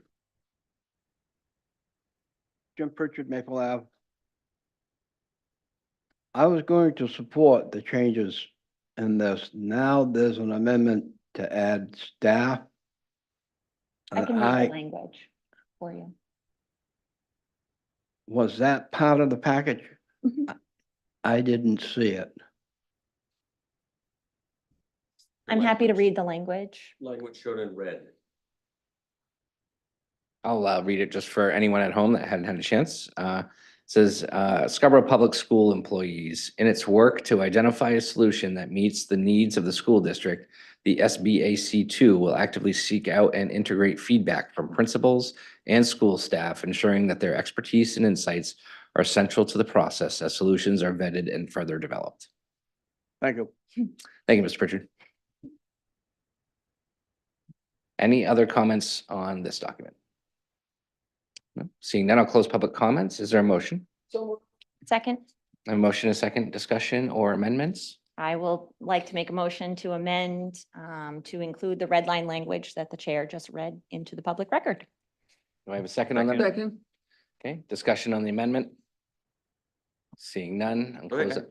Oh, Counselor I just Anderson. want to thank the school board chair and the superintendent for turning this around, because this was a request that Counselor Seither and I discussed, so I appreciate it. All in favor of the amendment? Sure, that is unanimous. Thank you. Now we're on to the motion as amended. Any discussion? I'll just say thank you to Counselor Sather, Board Chair Lindstrom, Alyssa. Yep. Her last name just escaped my head at the Peterson. moment. Was it? Peterson. Peterson, thank you. For sitting down, and of course, Tom and our superintendent, Diane. They were all excellent in working this document, so much appreciated. With that, all in favor? Opposed? Sure, that is unanimous. Thank you very much. Order number 24080, it's public hearing and action on the following new request for a food handler's license and liquor license from Wildfire Restaurant Group, DBA Blaze Pizza, located at 451 Payne Road, and Saucy LLC, DBA and John's Restaurante, located at 521 US Route 1. Tony. Thank you. As noted in the summary cover page, these are two new applications. One is actually coming back to us in Scarborough, the Ann John's Restaurante. Everything's been vetted and we recommend approval. Thank you, Tony. We have opportunity for public comment. If you'd like, please approach podium. Seeing none, I'll close public comment. Is there a motion? So moved. Second? A motion and a second. Discussion. Yes, Counselor Anderson. Can I just say how excited I am for more pizza in Scarborough? We have some of the best pizza, like, you know, Verano's. Yeah, you know, there's just so many choices. Like, I can't have enough of them. So any other pizza businesses who want to come to Scarborough, please come. Well, excuse me, I have a comment.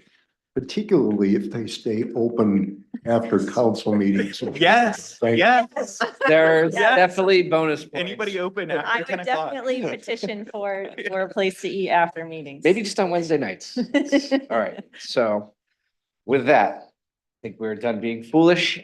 All in favor? Opposed? Congratulations to our new licensees.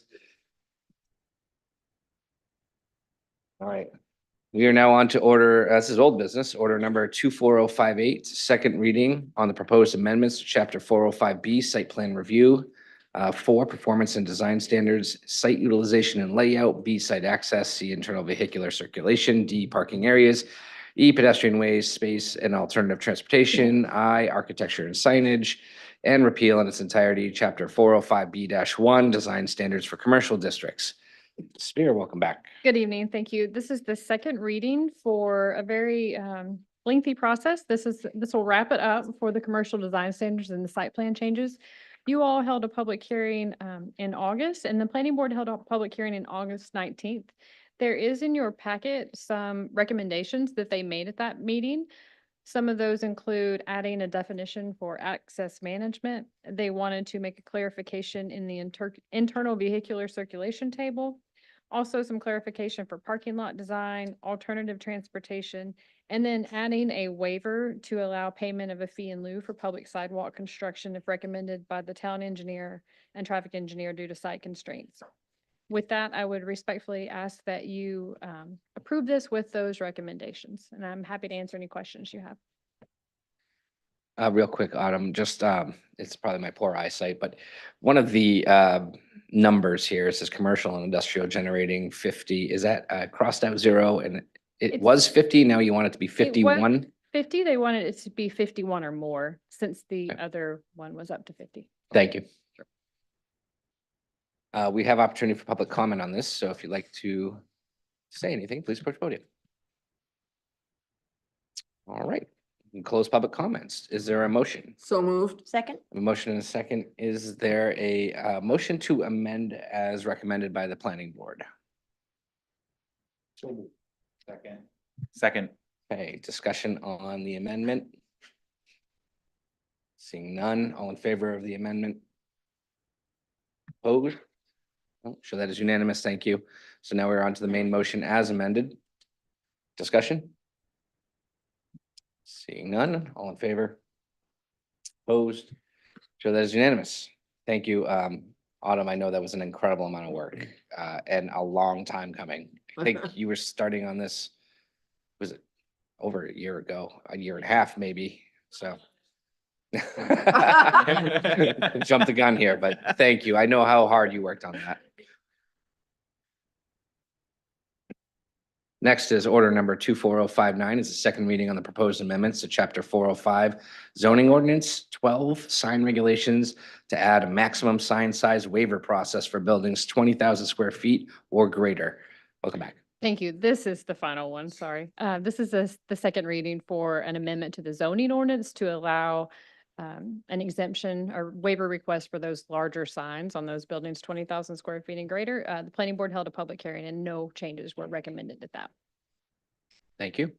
We have opportunity for public comment. If you'd like to comment on the size of a sign, please approach the podium.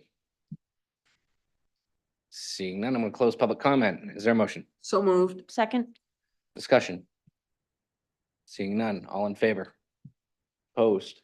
So that's unanimous. Thank you very much. Congratulations on them. Order number 24060, it's a second reading on the proposed amendments to chapter 405 zoning ordinance regarding 1,000-foot setback for cannabis establishments. Liam. Thank you. So this is an item that came before you for first read and has subsequently gone for public hearing and referred to the planning board. The proposed language at first reading does come with a recommended amendment from the planning board, which I will bring up. The original draft included 1,000-foot setback from cannabis cultivation facilities from residential property zones.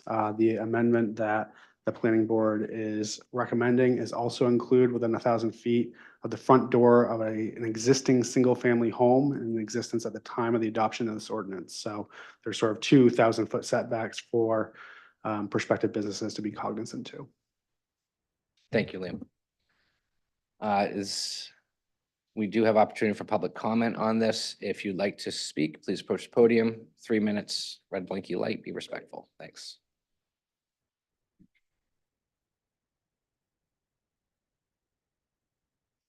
Welcome, Ms. O'Brien. Paula Corbo O'Brien, Pondview Drive. It's no secret how I feel.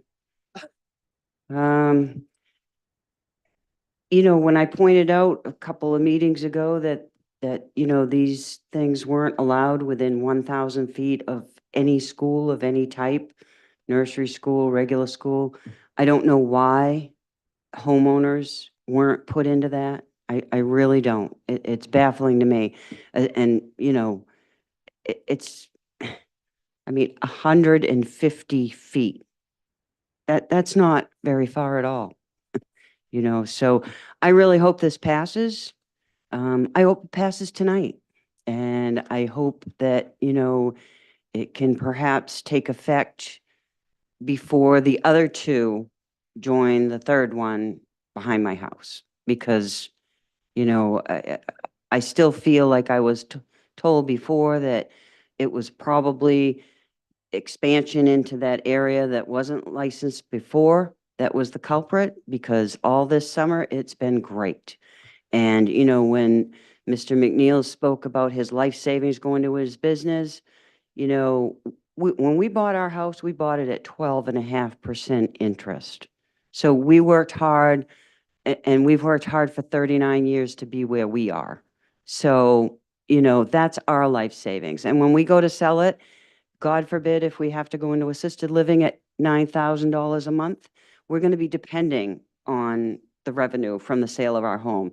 And as many, as even Jean Marie can attest, you know, if I put my house on the market and someone's walking down the driveway and they smell pot, they're either going to turn around and walk away or they're going to offer us tens of thousands of dollars less. That's a fact. So, you know, I hope this passes, and I hope there's no odors down the road, you know, where we're concerned or where anyone else is concerned. It's just not fair to the residents. You know, I'm not trying to put anybody out of business, but hey, you know, control the odor. If we would have opposed it, as I said before, from the get-go, when we got the notice, the very first notice that they were going in behind us, we don't care what they're doing in that building as long as it doesn't affect us. Thank you. Thank you, Ms. O'Brien.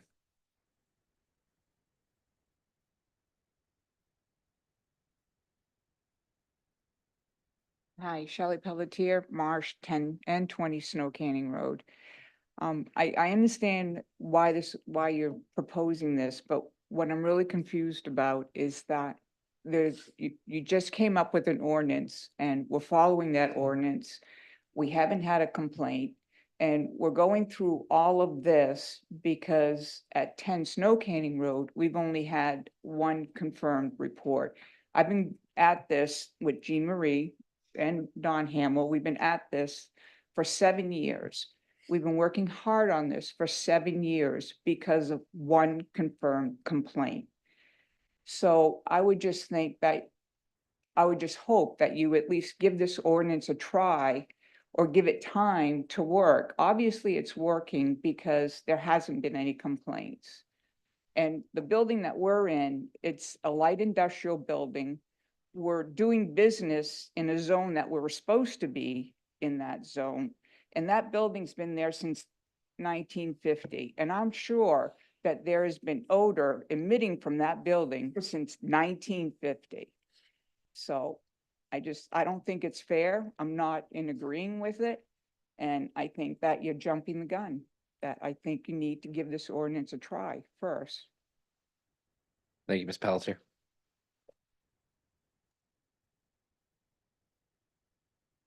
Welcome, Mr. Rabideau. Dave Rabideau, Bickford Street. I actually want to commend the work that's being done down at Snow Canning Road. It's been markedly improved. And my perspective is this doesn't have as much to do with the ordinance as it has to do with further expansion of other properties that aren't currently cannabis. So there are a number of other buildings in that zone that could easily be turned into cultivators. We don't, again, we appreciate the work that's being done. We don't want any more. That's really what this is about. Thank you. Thank you, Mr. Rabideau. Any other public comment on this topic? All set online, Liam? Seeing none, I'm going to close public comment. Is there a motion? So moved. Second. A motion and a second. I had a quick clarifying question on the planning board language. I'm hoping someone can help talk it through with me, just so I have a better understanding of what their recommendation was. It's highlighted, it says, or within 1,000 feet of the front door of an existing single-family home in existence at the time of the adoption of this ordinance. So everything else in that paragraph is about a residential property setback. Is that meant to incorporate? I'm not sure what it's trying to accomplish with this, because it sounds like we're at 1,000 feet to the property line. And then on this, it's saying 1,000 feet to the front door. Could you help explain that for me? Yeah, the intention behind this is there are existing residential properties in light industrial and industrial zones that are non-conforming. And so this is intended to recognize and protect those residential properties in the same manner as residential properties within existing residential property zones. So just to clarify, should it be referencing something that's in a non-residential, should it say, or in a non-residential district within 1,000 feet of a front door of an existing? Because that's what I think I'm missing here, is there's no reference to it just says or within 1,000 feet. It doesn't say why that would be different than a typical residential property setback. Perhaps I would clarify it further, but that's the intention behind the recommendation, was to. So the not only- intention was for non-residential areas to have this same type of. The intention was Okay. to protect residential properties with the 1,000-foot buffer from cannabis cultivation facilities, including those that are Regardless of currently zone. non-conforming, including those that are in non-conforming and resident or in industrial and light industrial zones. Yeah, I just further adding, given the unique differences, there's two different ways to measure depending on the circumstance, right? Mhm. So a residential use that's non-conforming in a light industrial zone is measured to the door as opposed, there's no property line. So we need some methodology for consistency purposes. I see, That's the okay. part we were missing. Okay, that's the part I'm missing, was there's no property line to be, okay. That's right. That makes a lot more sense, actually. Just to add on to that question, so this would be greater protection for residents, this additional language. Correct. Okay. So I flipped on the I question. come in with the intent of making it to a property boundary, because I was like, you should be able to enjoy your yard, which, but now understanding Yeah. that better, this isn't a situation where you don't have a necessarily a property boundary, but you do have a residential front door. Okay, that makes a lot more sense to me. Yeah, you might have a property boundary, but I think to the front door, that defines kind of all scenarios. It's a residential unit. Every unit has a front door. As opposed to, Okay, some may not have a property boundary or a zone boundary. okay. That makes, thank you for clarifying that. That helped. All right, so now we're on to discussion. Oh, did I skip all over that too? Motion. No, we did it. Can I have a, There's a motion on the Okay. floor. can I motion to make the amendment based on what was provided by the planning board? Yes, Second, discussion on the amendment. All in favor of the amendment? Opposed? So that's unanimous. So now we're on to the motion as amended. Discussion. Councilor Pritchett. Question. So, question for Liam. So, are there any other places in town where you could apply for a cannabis cultivation license other than the two existing locations at Snow Cannery and one commercial? There are others. Yes, there are certainly many other areas in town that would meet that 1,000-foot buffer and be eligible for cannabis cultivation. Okay, so in effect, what this does is, once this passes, it excludes new development at these two locations, but it does not prohibit somebody from going someplace else in town, complying with the ordinance and setting up their business. Correct. And what it essentially does is it freezes the currently licensed cannabis cultivation space. So in effect, those businesses can turn over, new businesses can come in, but essentially freezes that footprint within that 1,000-foot buffer so that no expansion can happen moving forward. I see. Thank you. Councilor Anderson. So I support this. I appreciate what the business owners have said about, we just passed the ordinance. And again, I think the hope is it works, but I think added measures until we have confirmation that it works are needed to be in place to protect the residents, especially those that have come forward expressing concerns about the odor. So I think we owe it to those residents to provide that extra protection with this particular amendment. And again, not that I'm saying we're going to do this anytime soon, but again, if, performance shows that odor goes away, I think future councils can always revisit our zoning and make adjustments. And if odor is no longer a problem because businesses in the town have solved it, hopefully with this ordinance, and that's always something we could, or future councils could always go back and adjust. So I'm supportive of this tonight and, supportive of hopefully seeing everything we've talked about tonight come to fruition, where we've hopefully addressed the communications gap. I think that was a good comment that was made tonight, that a lot of this has been about process and communication. And I think hopefully with the new ordinance and the process that's being put into place, that, if there is odor, it will get addressed. And I also agree that hopefully businesses will self-regulate to an extent, and we don't have to put the onus on residents to support that by complaining. So I support this. Councilor Hamel. Yeah, I've been there and back with the issue of cannabis and sat for many hours along with my cohort here at Jean Marie. And 18 months to adopt the ordinances, and it's kind of the Pelletiers to mention all of that work. They've been here also from the beginning. So unfortunately, I didn't really support removing the moratorium, but that's behind us now. So if it's two steps forward and one step back, hopefully we're still one step ahead, and I hope we don't, but we could very well be dealing with this again, and we're just going to have to do our best. So I support this. Councilor Sather. I also support this. I think that it speaks to the spirit of where we are now and the process that we've all undertaken. To Councilor Anderson's point, a future council could revisit this decision, but I think that it's important for this council to take this action where we are today with the odor issues that we've had, but also with hope that those odor issues are really truly behind us.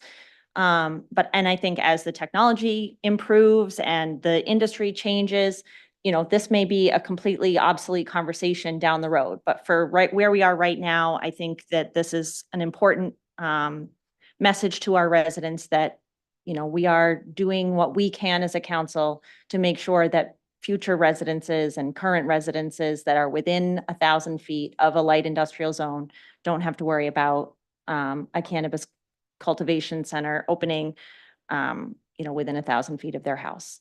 To the O'Brien's point, 150 feet, you know, was probably an oversight at some point. And I think it's important that we start looking for things like that as we move forward. Yeah, and I'll just cherry on top here. When we started the year, you know, we were in the middle of a bunch of different cannabis related topics and ideas. And, you know, during our goal setting, you know, we said, hey, we want to get the impact away from the residents. And now sometimes the sign of good government is not everyone gets what they want. I was perfectly willing to remove all cannabis zoning in the town of Scarborough because I just had it. And I think protecting the residents' interests is above all in my mind. However, maybe, you know, more reasonable minds came to the table and here we are. It's not a zoning change, but what it is it's a way to make sure that we are still protecting those residents, especially Holly and Bickford Street for 3+ years have been coming to us with an issue and have been patient while we work through it. So for that, I am fully supportive of this, this motion and the amendment. One more question. Sure. So, Liam, do we have 2 more applicants and those are on our agenda tonight? And how will passage of this affect those applicants? Could you answer that? Yes. So there are 2 additional licenses for the 3 Commercial Road property later on the agenda. Appearing before you, once that you have taken substantive action, they are going to be deemed in process or have standing. That's the legal opinion that was provided. So the zoning change, if approved momentarily, will go into effect essentially midnight this evening. And with those licenses being in process, they will come back before you on your next meeting for second reading and public hearing. And because they're in process, they have standing and are worthy of action before the council. So in effect, they would have the ability to be approved even after this zoning change takes effect. So we will be deciding those applications on their merits. Period. Correct. Thank you. Any other comments or discussion? I'll call the vote. All in favor is amended? Opposed? Show that is unanimous. Thank you very much. And we are about to get into some bonds. If we don't mind, we can take a quick recess, about 5 minutes, climbing into the 2-hour mark. So I'm gonna recess us for just a little bit. Thanks.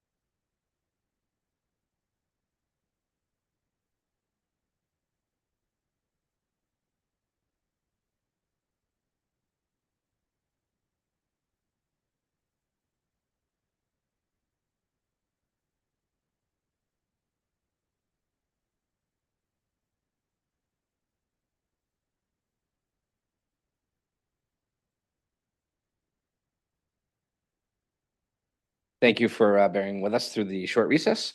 We are now on to order number 24061, which is a second reading on the order authorizing issuance of up to $996,707 in bonds of the town to fund the cost of body worn and cruiser cameras for the police department and to place the following question on the November 5th, 2024 municipal ballot.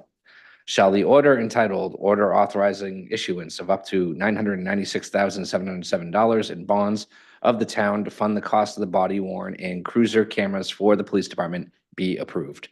That is the question at hand. I don't know if we need much more of an intro than that. We've had some discussions. Chief Holmquist has provided us with some presentations and workshops. So with that, I'll just open it up to public comment. Anyone who wants to speak on this issue? It's just a I'm going to close public comment. Is there a motion? So moved. Do I have a second. Sorry. discussion? Any discussion on this topic? No? Yes, Councilor Hamel. Yeah, I think the case has been made quite convincingly by the chief and the deputy chief and others. You know, this is it's expensive, but it's something that's necessary to help our public safety people be protected and do their best. So I think we're prepared to make investments like this for things that really count. Councilor Sather. That triggered a memory. I saw the post on social media that the police department had been promoting, and I'm sure they saw the questions and comments underneath, as did I. But one of the questions that I thought was a good one was, why would we pay this much to lease? Because it specifically says it's for a lease. And so I think that there's an education opportunity and a communications opportunity there to make sure that the voters understand why this is a lease component versus a purchase. And I think once people understand that the most expensive part of this is the software and, you know, all of the data storage and things like that, that then, you know, the lease component won't make people uncomfortable. But I would hate to see people question why it's a lease and then feel unsure about how to vote. Thank you, Councilor Sather. Discussion? All right, all in favor? Opposed? So that is unanimous. Next item is order number 24062. It's a second reading on the order authorizing issuance of up to 1 million in bonds to the town to fund the cost of replacing the fire pumper truck and to place the following question on the November 5th, 2024 municipal ballot. Shall the order entitled Order Authorizing Issuance of up to 1 million in bonds of the town to fund the replacement of the fire pumper truck be approved? Again, we also, Chief Kindlin provided us some information, workshop, did a great job with his presentation as well. I don't have anything other to present this evening, so if there's public comment, please approach the podium. Seeing none, I'm going to close public comment. Is there a motion? So moved. Second? Discussion? Seeing none, all in favor? Opposed? So that is unanimous. Thank you very much. Next is order number 24063. It's a second reading on the order authorizing issuance of up to 6 million in bonds to the town to fund purchase of land and interest in land throughout the town for the purposes of conservation in natural areas, providing public access and recreation and protection of wildlife habitat and scenic or environmentally sensitive areas, and to place the following question on the November 5th, 2024 municipal ballot. Shall the order entitled Order Authorizing Issuance of up to 6 million in bonds of the town to fund the purchase of land throughout the town for future purchases of properties or rights to properties for the following purposes: to provide or maintain public access and to allow passive or active recreation and to conserve water quality, natural resources, or other natural areas, and to provide easements for walking or biking trails, and to preserve significant historic sites, and to preserve sites which can be considered part of the character of the community, and to add to the existing conservation in public areas be approved. Again, we had extensive presentations on this and discussions and workshops. So that is where we're at right now. Public comment, please approach the podium. You have 3 minutes and please be respectful. Thank you.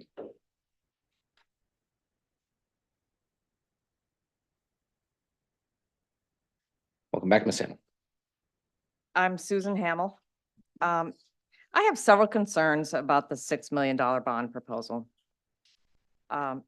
First of all, Scarborough is an outlier in how it has used taxpayer funding for land conservation.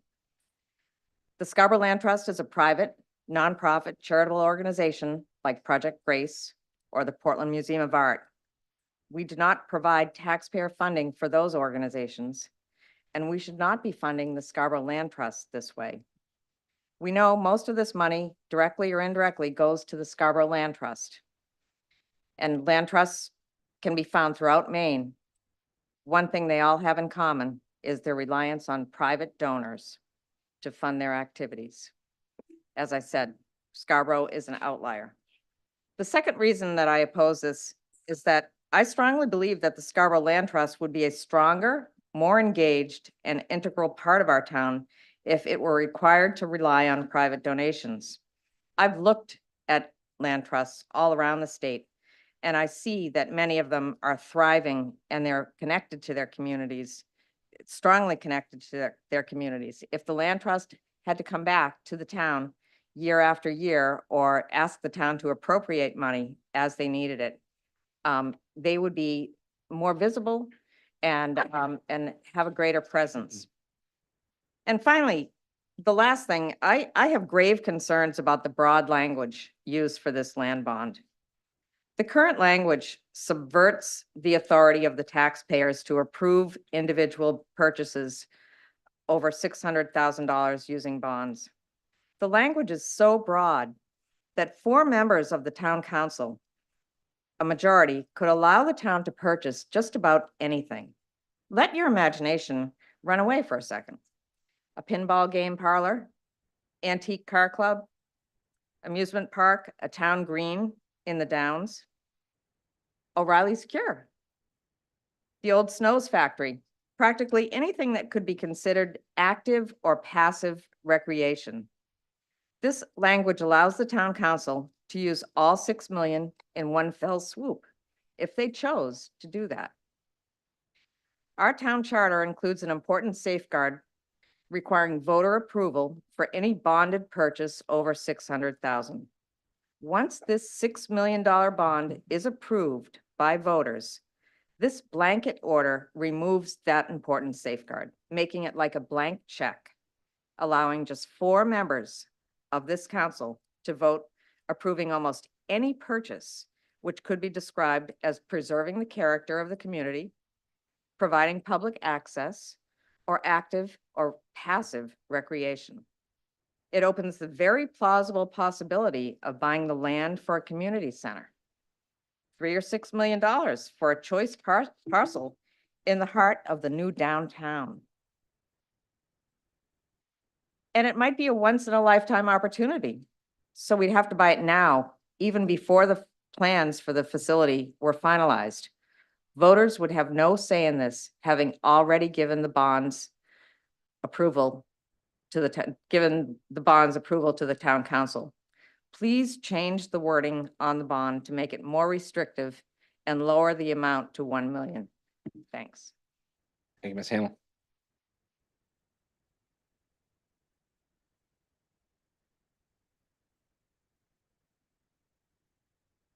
I am, excuse me, Bets Armstrong, and I live on High Point Road. My husband and I have also lived here for 39 years and raised a family that enjoyed tromping in the woods, exploring the beaches, and mucking in our wonderful marsh. We have enjoyed and cherished the natural resources and the natural beauty of this town. I want Scarborough to continue to be this special for generations to come. Tonight, I'd like to speak on the sense of urgency I feel for the town of Scarborough and for its plans for the future. To that sense of urgency, I shared with you all a letter recently that it explained that the population of the state of Maine is expected to double in the next 20 years, which is amazing. And that is due to Maine being a quality of life destination as well as a climate refuge. And that over the last 40 years, almost 40 years that we have lived here, the population growth rate of the town of Scarborough has been 5 times faster than the state of Maine. if it keeps growing at that rate, with the state's population doubling, it will be astonishing. You'll remember that in 2023, the town community survey asked residents to indicate the three most significant issues they worried about for the town of Scarborough in the next 5 years. And the top one was the pace of community growth and expansion, 77%. I am not alone in this worry. Then there's the increase in the value of real estate in Scarborough. There are parts of Scarborough where the value has increased over 100% in just 20 years. And additionally, what we're here about tonight, the town's land acquisition reserve fund, a significant source of funding for the town's conservation efforts, has been all but used up. Put all that together, and I feel a distinct sense of urgency. So what does that mean for what is left of our farms and our open spaces and our historical sites, our rivers and forests, and yes, even that great mucky marsh? It means that the town needs to work with an increased sense of urgency to help conserve the last great places while it can. The only way I see that the town can reach its 30 by 30 goal is with a new town land bond. I encourage you to vote yes tonight to put this referendum on the ballot so that the people of Scarborough can have a voice and help decide the future of land conservation in Scarborough. Thank you all for the time, and thank you for your service to all of us and to our town. Thank you, Ms. Armstrong. Good evening. My name is Steven Zamorowski. I'm here with my wife, Mary. We live on Teresa Massey Lane off of Burnham. We're adjacent to Broad Turn Farm. Mary and I are both the land stewards for the land trust as well for the Broad Turn Farm property, which we just extended the trails about 1.5 miles this summer. So hopefully we'll have that opening soon. I support the land trust and the bond and the town being an active participant, financial participant in achieving the goal of 30 by 30 for all the reasons that to some people sound like tree hugger reasons, ecology and global warming and all those kind of things. But what we don't talk about often is the cost of residential growth to the town of Scarborough. Our survey, most current survey, 20 plus years old, on the cost of providing community services showed that the residential property costs more for the town of Scarborough than they receive in taxes. That's an old survey. Maybe there's some new data. I'd love to see it. A lot of people think if we build new residential properties and allow that growth to continue, we raise revenue for the town. Actually, we're losing about 20 cents on the dollar based on that survey. It was 78% of the cost of supporting a residential property is taken in by taxes. It was called a loss leader in the report, and it is a loss leader. It's probably worse now given the cost of things being increased as they have been. Luckily, our taxes haven't gone up as fast as the cost of many things. So I would encourage the town and the residents, first of all, the council to put the question up for vote, and also to help us maybe create some new data, generate some new data, or at least take a look at that old survey, and maybe we can make some inferences to the future. So the town of Scarborough and the residents can have an informed vote on the issue. Thank you. Thank you very much.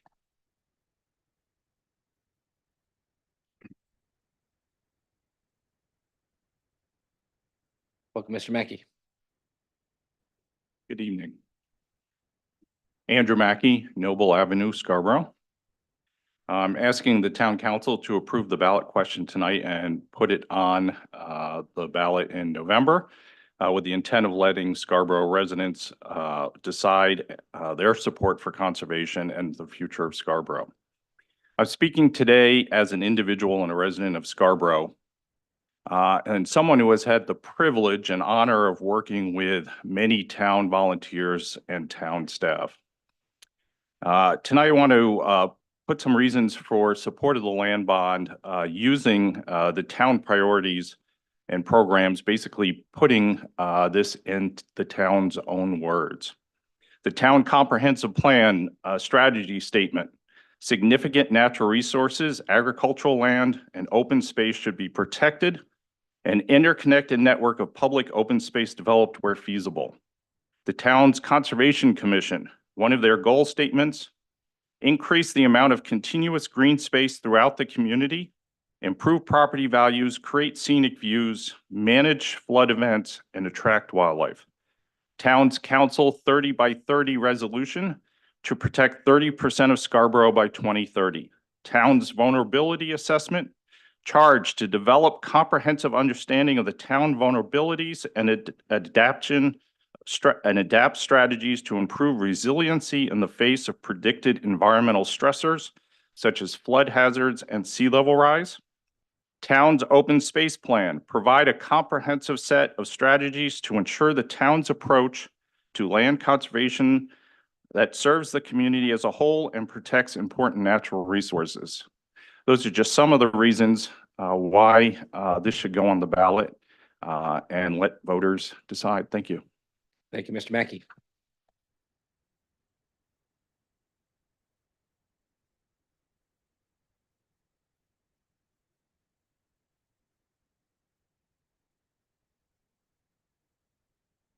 Caitlin Berry, Robinson Road. So I'm just speaking in support of putting this on the ballot to let voters decide. I think it's really timely. I think it's an urgent matter. I think that I recently attended a open space workshop event, and where you could look at maps of how much land was actually available for conservation. And we're looking at very few parcels actually left to even conserve. And a lot of people in town have been concerned about growth, about all the developments going in. And I think that these developers have a lot of funding and a lot of resources to purchase some of this land, and there's not that much left of it. I think it's really important that it's on the ballot, and it's on the ballot now. And I think that, you know, I said this before when we had a town council corner event, is I think that, you know, supporting our natural resources, the animals, the other reasons for conservation are bigger than us. And I think that this impacts the future. It impacts the future of our kids. It impacts the future of animals, the green spaces we have. And so I think that it's something the voters should definitely have a say in. I think that it's been shown that growth is a concern, and I think conservation is a priority. And this is just one tool that, as a taxpayer, I see to be able to help. So as a taxpayer, I would want to have a say in this. So I think it should, one, be on the ballot, and then, you know, it's something I strongly support. I think 6 million is not that much in the grand scheme of things, especially when you're talking about the kind of funding that developers have to compete with attempts to conserve the land. So, thank you. Thank you, Ms. Perry.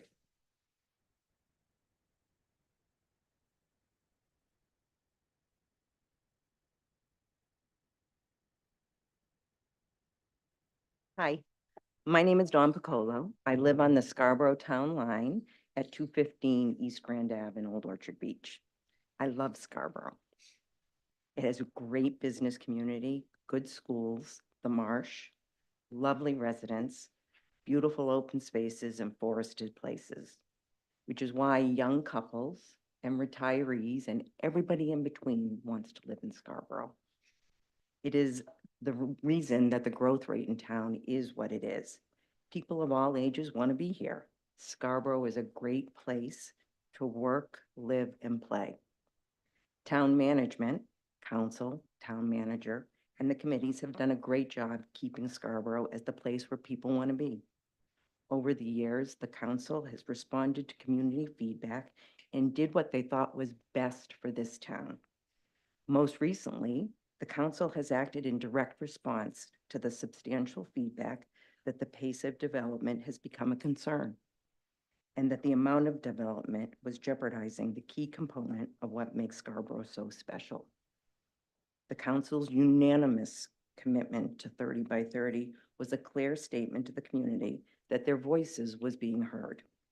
I have no idea if 30 by 30 is possible, but it is most certainly a worthy goal that directly supports the feedback from the town. The committee, several council members, and the town manager have been very clear in communications to the community the importance of the land bond and how it is a key tool in addressing the residents' concerns about the pace of development. The land bond provides the council the ability to protect parcels of land that bring significant benefit to the town and would have unfavorable impact if used for development. I spent almost all of my career in financial services. The creative way that this town, the council and the town manager have figured out how to get another organization to do all of the work, pay the legal fees, manage and monitor protected properties, negotiate prices, and even fundraise significant portions of funding needed to protect these properties is pure financial genius. What the council and town manager have put in place is in fact the envy of other towns across the state. And on a personal level, the fact that the town values green space and the marsh and puts money towards protecting, conserving lands motivates me and others like me to do our part in keeping the town that we love so special. So special that we donate dollars to a town that we don't take any resources from, to the tune of probably in excess of what my neighbors in Pine Point pay on their property bill. So I thank you for keeping Scarborough special. Thank you very much.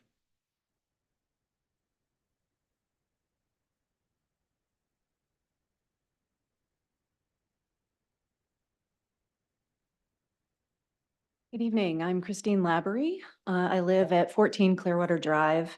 I am also a board member of Scarborough Land Trust. I also know there are a number of folks in the room here that are supporting the land bond tonight, like I am. Not all of us are going to comment. So if anybody else in the room that's not going to comment wants to show their support and just raise their hand so you can get a sense of who else is in the room. Thank you. I'm up here tonight because I want to make sure there is some clarity on what the land bond is and what it isn't, particularly as it relates to the land trust. I'm concerned about some incorrect information that I have been hearing and seeing, and the disinformation aspect of it is actually making me kind of sad.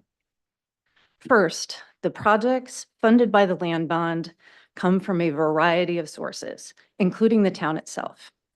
SLT, or the Scarborough Land Trust, is not the only recipient. It's been a partner on a little over half of those projects to date, mostly around creating preserves that have public access. Land bond funding has also been allocated to historical sites, the Higgins Beach parking lot, and other projects that have been brought by the town and other groups. When the Land Trust has been involved, it is not a charitable contribution to the organization or its budget. The grant goes into an escrow account for the property being purchased. So it goes to the seller if the transaction closes, and then the land is held in conservation forever. It's not an asset that can be monetized. For projects that the Land Trust has been a partner on, it has contributed its own funding and obtained grants from outside sources so that the land bond has funded just under half the cost on average of those projects across time. As you all know, the land bond money is allocated over time, but only to projects that have been deemed worthy after review by the town's Parks and Conservation Land Board. But even then, the recommended projects are subject to 2 town council readings and a public hearing. So residents do have the opportunity to provide input, and you all as counselors get the ultimate say by voting on projects and any use of land bond funding. So if Scarborough Land Trust is not the only partner on past and future projects requesting land bond funding, then why do we care so much about this measure? Why do we turn out and support this? Why do our volunteers support this? It's because supporting land conservation in Scarborough is our mission as a nonprofit. That is why we are here. It is also part of our mission to steward these lands and to connect residents to them through educational programs, recreational opportunities, which we do so through our own fundraising and operating budget. So lastly, the town should be applauded for being very forward-looking with its goals to protect open space, natural resources, and farmland in the town. The land bond has catalyzed this collaborative model that has been funding over 20 land conservation projects over the last 24 years. I don't know why we'd want to abandon that successful model now. Thank you. Thank you.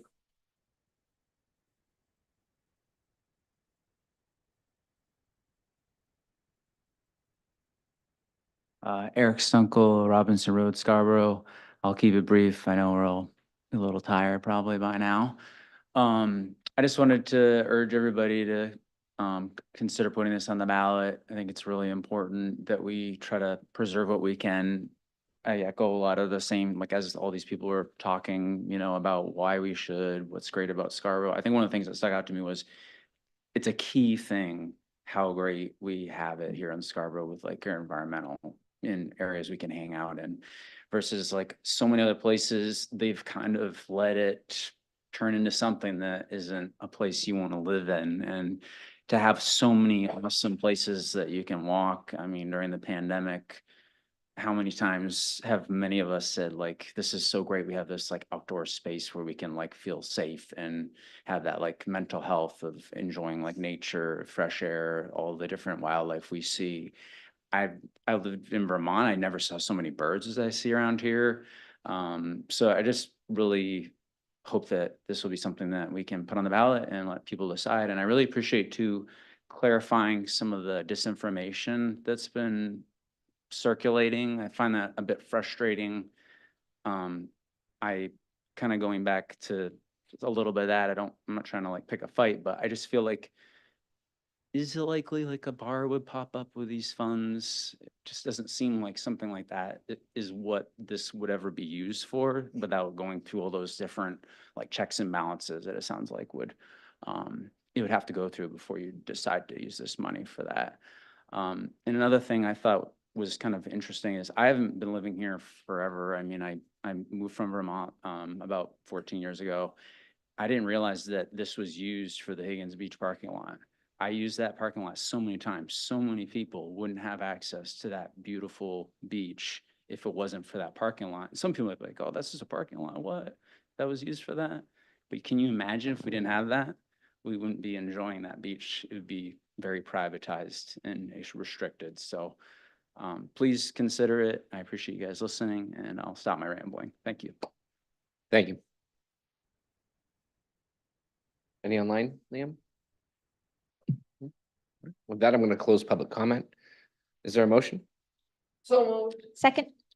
Discussion. Counselor Cushing is offering amendment. It's not on. Yeah, so I want to add, well, first, let me make a point for the reason for adding this.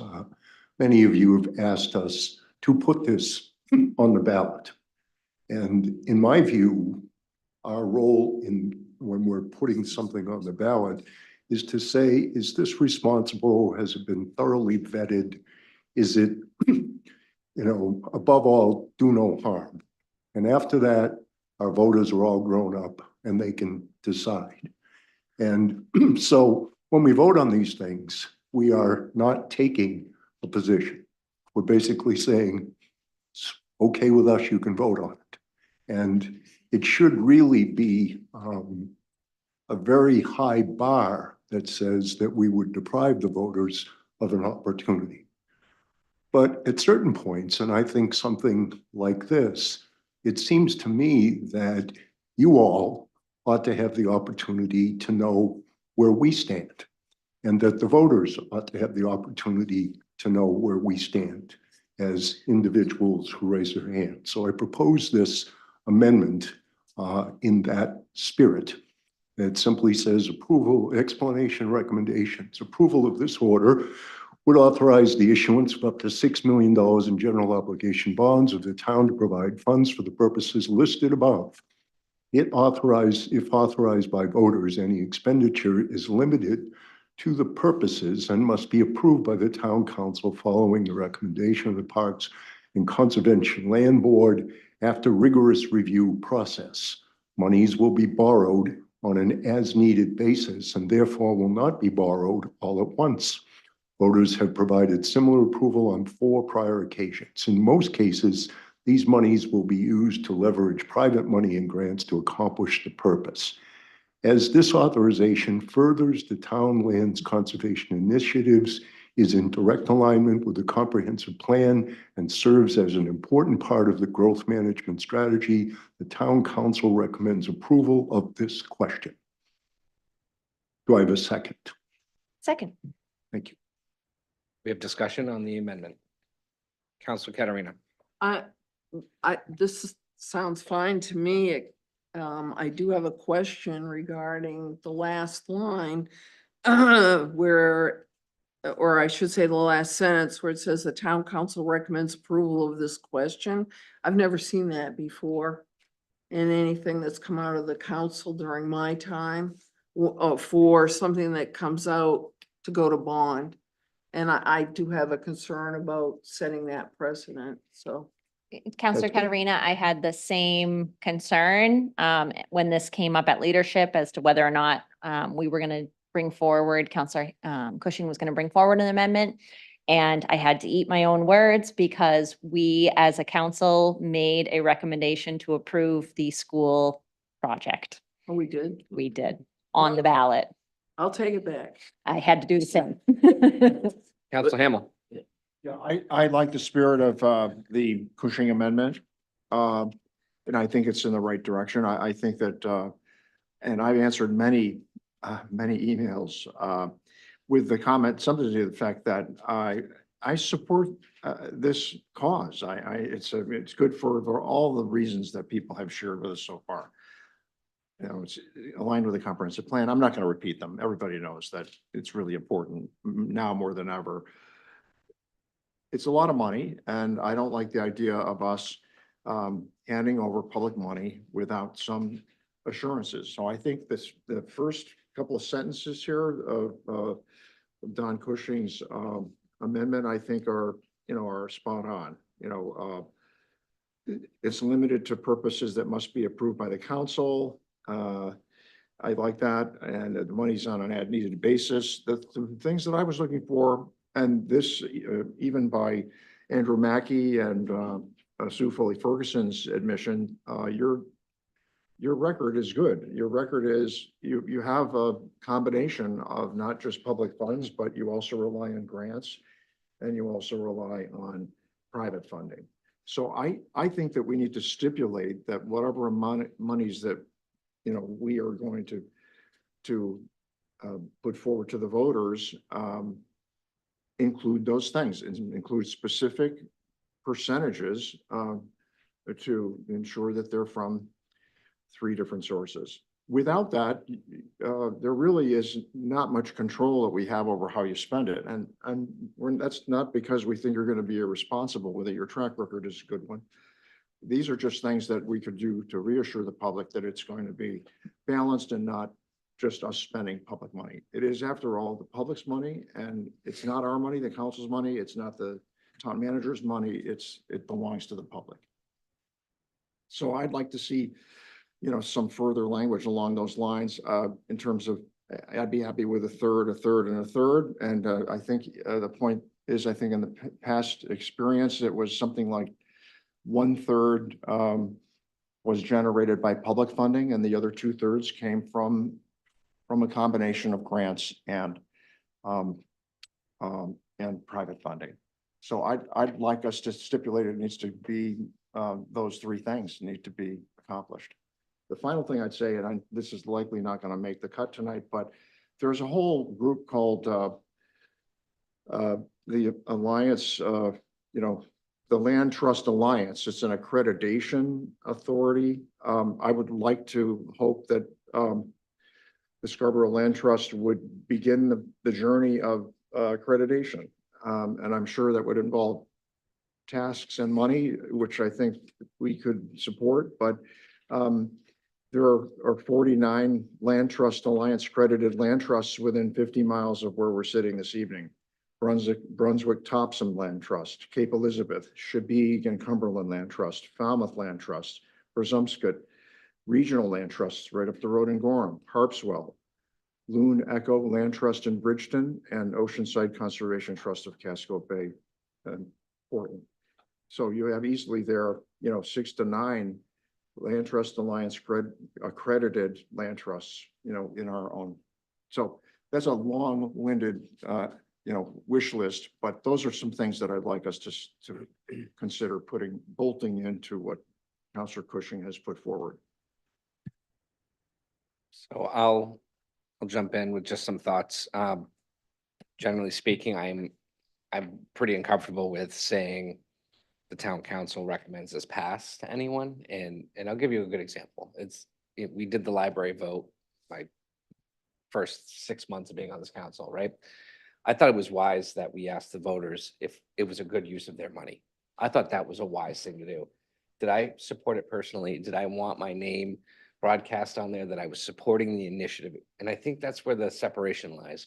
Are we supporting the initiative behind it? Or are we supporting the fact this is going in a ballot? And I think by advocating in this stage, and I would use the word advocating is what this amounts to in my mind, is different than asking the public whether or not that's the wise use of their funds. So for me, I don't like anything that's going to make a recommendation.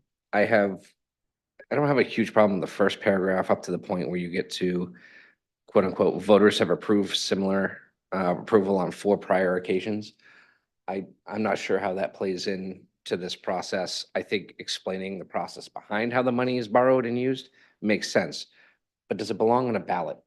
Should be part of the education we do, should be part of the communications we do.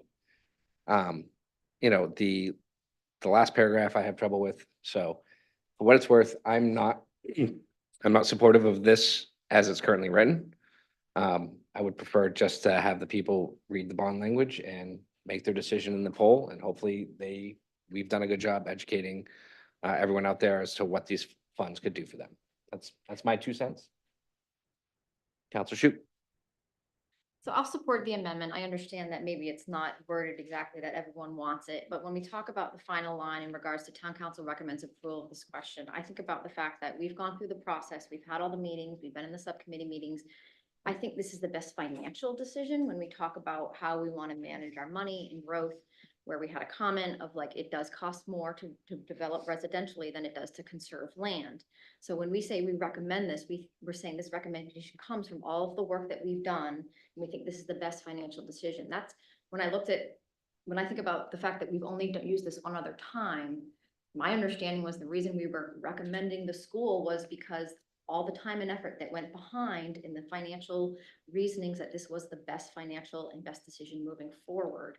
And we had done our due diligence. So I do support the language. I think we've done our due diligence. I think we've shown that this is a good use of money over time, and we should continue to do it.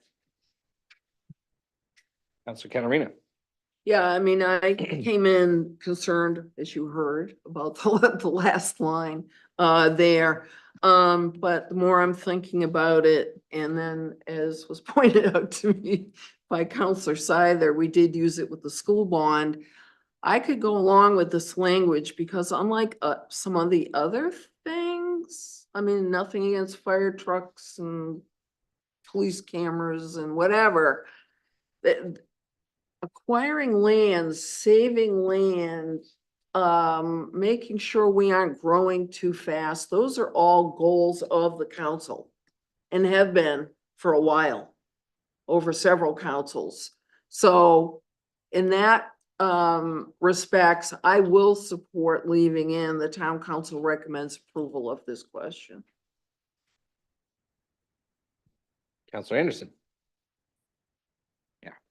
So really good discussion. I've been kind of just listening, absorbing, and, trying to like form an opinion about how I feel. And I think when I read the sentence, the last sentence in particular about how it's important for land conservation, yes. How it aligns with our comprehensive plan, yes.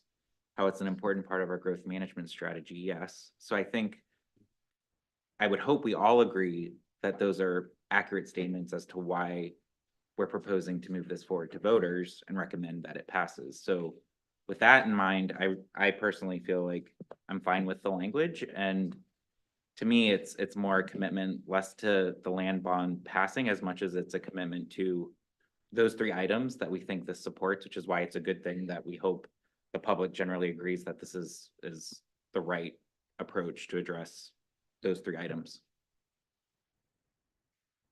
Counselor Sadler.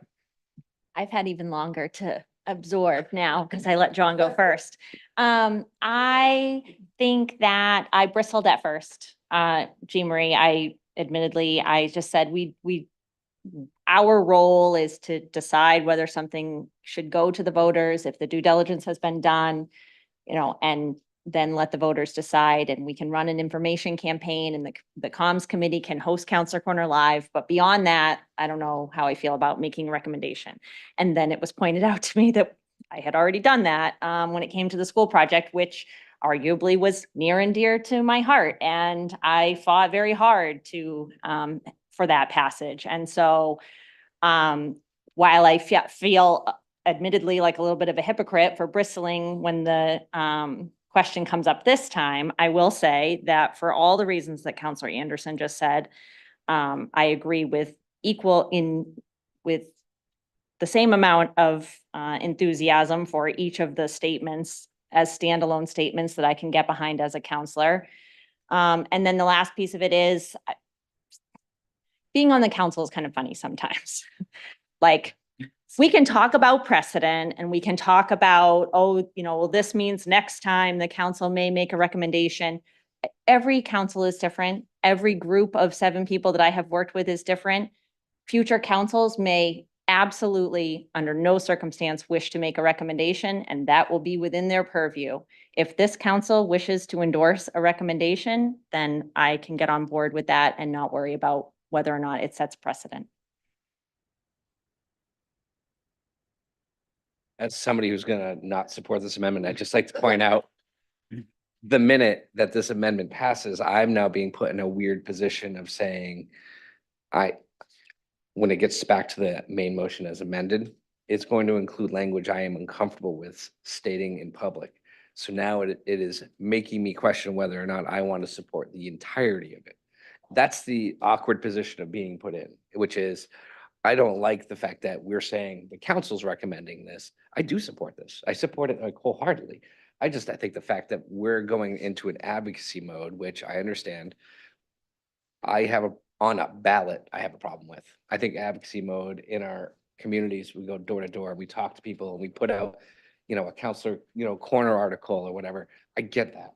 But on an official ballot I'm voting on, and for it to have my name on there saying I've endorsed this, and the wording, concerns. So I just want to point that out.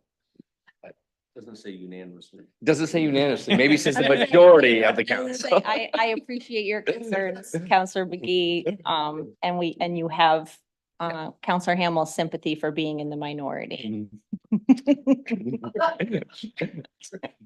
Soil each other later. All right, so have we discussed this? Okay. All in favor of the amendment? Opposed? So that is 5-2, it carries. Now we're on to the main motion as amended. Discussion. Yes, Counselor Schutt. Great. So obviously I support this. I'm proud that Scarborough is a leader in land conservation. I take pride in the fact that we have the largest saltwater marsh. I think a lot of people move here because of our open space, because of the resources that we have. I think we should be proud that we're the first municipality to individually in Maine adopt the 30 by 30, because I think, again, we're very unique and we recognize that. And we want to commit to that goal, not just on a federal level, not on a state level, but as a town individually. There are multiple organizations that use these funds, that can use them and apply for them. We have the checks and balances in place. And we have the open space plan that we're already spending money on, actively doing a vulnerability plan coming forward. And so with these funds, we're going to be able to actually take action on all of these studies and the things that we've been doing. And I think this is a great method to use in managed growth. Counselor Schutt, Counselor Catarina. Yeah, I support this also, as people know. I think I've been pretty clear about that. I continue to be amazed by the disinformation and misinformation that goes out there. And I was very, very happy that one of the speakers addressed that, so I don't have to. But I mean, as has been pointed out, number of entities use this money. It's not just going to the Scarborough Land Trust. It's a pot of money that's available for entities wishing to preserve land. And I scratch my head when the anti-growth, anti-tax, anti-everything folks come up with this. I don't get it, because to me, it's like this, what better way to slow down some of the growth is to preserve land. And you can't preserve land by just taking it. That's not allowed by law. So that's called theft or stealing. You have to pay for it. Not only have to pay for it, you have to pay a fair market value if you're going through something called eminent domain as a municipal entity. Or, you can work something out with the seller, the owner of the land, negotiate with them, whatever, come to terms. And then there's something that's called money that's used to compensate the seller for them giving you the deed or the right to own the land. And we want to own this land in perpetuity. We don't want to own it and then 10 years later we change our mind and, oh yeah, we'll put up a parking lot or whatever we're going to do. No, we need to save it. We need to save it now. I'm in the real estate business. Land is a premium right now. Housing, we can't get enough housing for people. It's not good out there. Part of me is like, geez, here I am talking about conserving land so we don't have as much growth, but there needs to be a balance here. There has to be a good balance in everything. Or as I used to teach my Latin kids, all things in moderation. That's an old Latin, saying. So, I feel very badly that there's some folks out there, making these, I don't know, assertions. I don't know what they're even talking about. But slamming the Scarborough Land Trust, one entity, I don't get it, but what do I know? So anyway, I will support this. I will be actively, out there asking people, advocating for support for this bond, because it's not only important to me as a current resident and I don't know, however many years I've lived here, 37 years, I guess, in Scarborough. Oh my God, what about my daughter? What about any grandchildren? What about the future? Once the land's gone, it's gone. So, I like what we're doing here, and I think the Land Trust for getting behind this, but please remember, they're not the only entity in this business. So thank you. Councilor Cushing. So you probably guessed that I do support this. But I do have an issue when I continually hear people talk about this as a way to slow or prevent growth. And it will do that. If you reduce the supply, then that will change things. What people don't think about is that, our new tax rate was $10.98 after the revaluation. That included, correct me if I'm wrong, Tom, what, 2 billion in growth somewhere in that area? Right. So my rough math says I think that's $3.82 in your tax rate. And so I just feel like it's important for people to understand that these things are related, that when we reduce the opportunity for growth, then we take the cost of town services and put it over a lower denominator. And I'm going to continue to make that point because I think we need to have an ongoing long-term conversation about the trade-offs that we make when we talk about these things.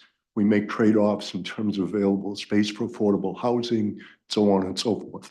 That has nothing to do with the values associated with conserving land and all of the benefits. But if we're going to have an honest conversation about the types of issues that we grapple with, then we can't continually say conservation is great because it slows growth. It does that, but it also has other implications. That's all I want to say. And I will support this and I will vote for it in the polls. Thank you. Councilor Hamel. Yeah, not to spend a lot of time on it, but, you know, without conditions, I don't think it's fair for us to commit any amount of public money unless we know how it's going to be spent. I just don't think we're in that mode. And that's currently how this would work. There is no requirement in terms of how they would spend it or what they would do with it, or any accreditation process. So without some guidelines, without some detail on how it will be spent, I cannot support this. And I hear what Councilor McGee is saying about the netherworld of, you know, putting this forward or not, you know, with or without conditions. But I don't think we have the ability to do that with the public's money. Councilor Anderson. Yep. So I can appreciate the two different but similar perspectives that Scarborough is an outlier as it relates to how we've done this. You know, I can see how some people might feel like, you know, this isn't the right approach, but then I've also heard how Scarborough is the envy of other communities because we figured out something unique that works for us. And I also think the thing I think we are the outlier on is the fact that we do have 3,200 acres of saltwater marsh surrounding our community that we need to protect and conserve. And so I think this is the fourth or fifth time that something like this is coming forward. Fifth time this is coming to voters. It's working. And you know, what's the saying? If it's not broke, don't fix it. With that being said, I do think, to Councilor Hamel's point, I think because we are putting forward 6 million, if it does pass, I do think it's worth just revisiting the process that the Parks and Land Conservation Board does, again, just to make sure that it's meeting the rigor. Again, the more we're asking from our residents, I think it is good practice to just kind of reassess and make sure that there aren't other things we may want to add that could help certain properties or parcels rank higher, because, you know, the partners we're working with have a great reputation and other factors that I think Councilor Hamel has said, but I don't think that's necessary for this to move forward. I think that's something that, if it's the will of the council, we can always request that the Parks and Land Conservation Board do that. And I would be supportive of that. Other communities are doing this. Like, we're not that big of an outlier. I know there's been other information shared from other communities that have come forward with $4 million land bonds. I forget whether that was Brunswick or South Portland, but you know, this isn't unheard of for communities to do something like this, but they're not as unique as we are, I think, in terms of what we need to conserve. While I can appreciate and understand that people have concerns about what could happen if our government acts corrupt and does things, you know, at least for me, I take my role here very seriously. You know, I'm elected by the community to do due diligence with, you know, our finances and what they've elected me to do. And I hope all of us share it and believe in that as well. And I also trust in the rigor that we have in place and the checks and balances that were brought up. Again, could we do better? You know, perhaps, like, I'm willing to look into it, but again, if it's not broke, don't fix it. And I feel like we're in that position today, but we can always make some improvements. You know, when I look at the language of this particular bond, I know we talk a lot about conservation, and that's a critical component of it. But, you know, it provides for and maintaining public access. We've had issues, I think, not just the Higgins Beach parking lot, but other concerns about parking and access to public spaces. As we've grown, that's been a huge concern that we've also heard in surveys from the Parks and Recreation survey that went out. Parking is a problem. This allows us to potentially purchase parcels that help us with that and to give the public more access to the amenities that we have. Passive and active recreation. I can't tell you how many people have asked me, why don't we have more pickleball courts?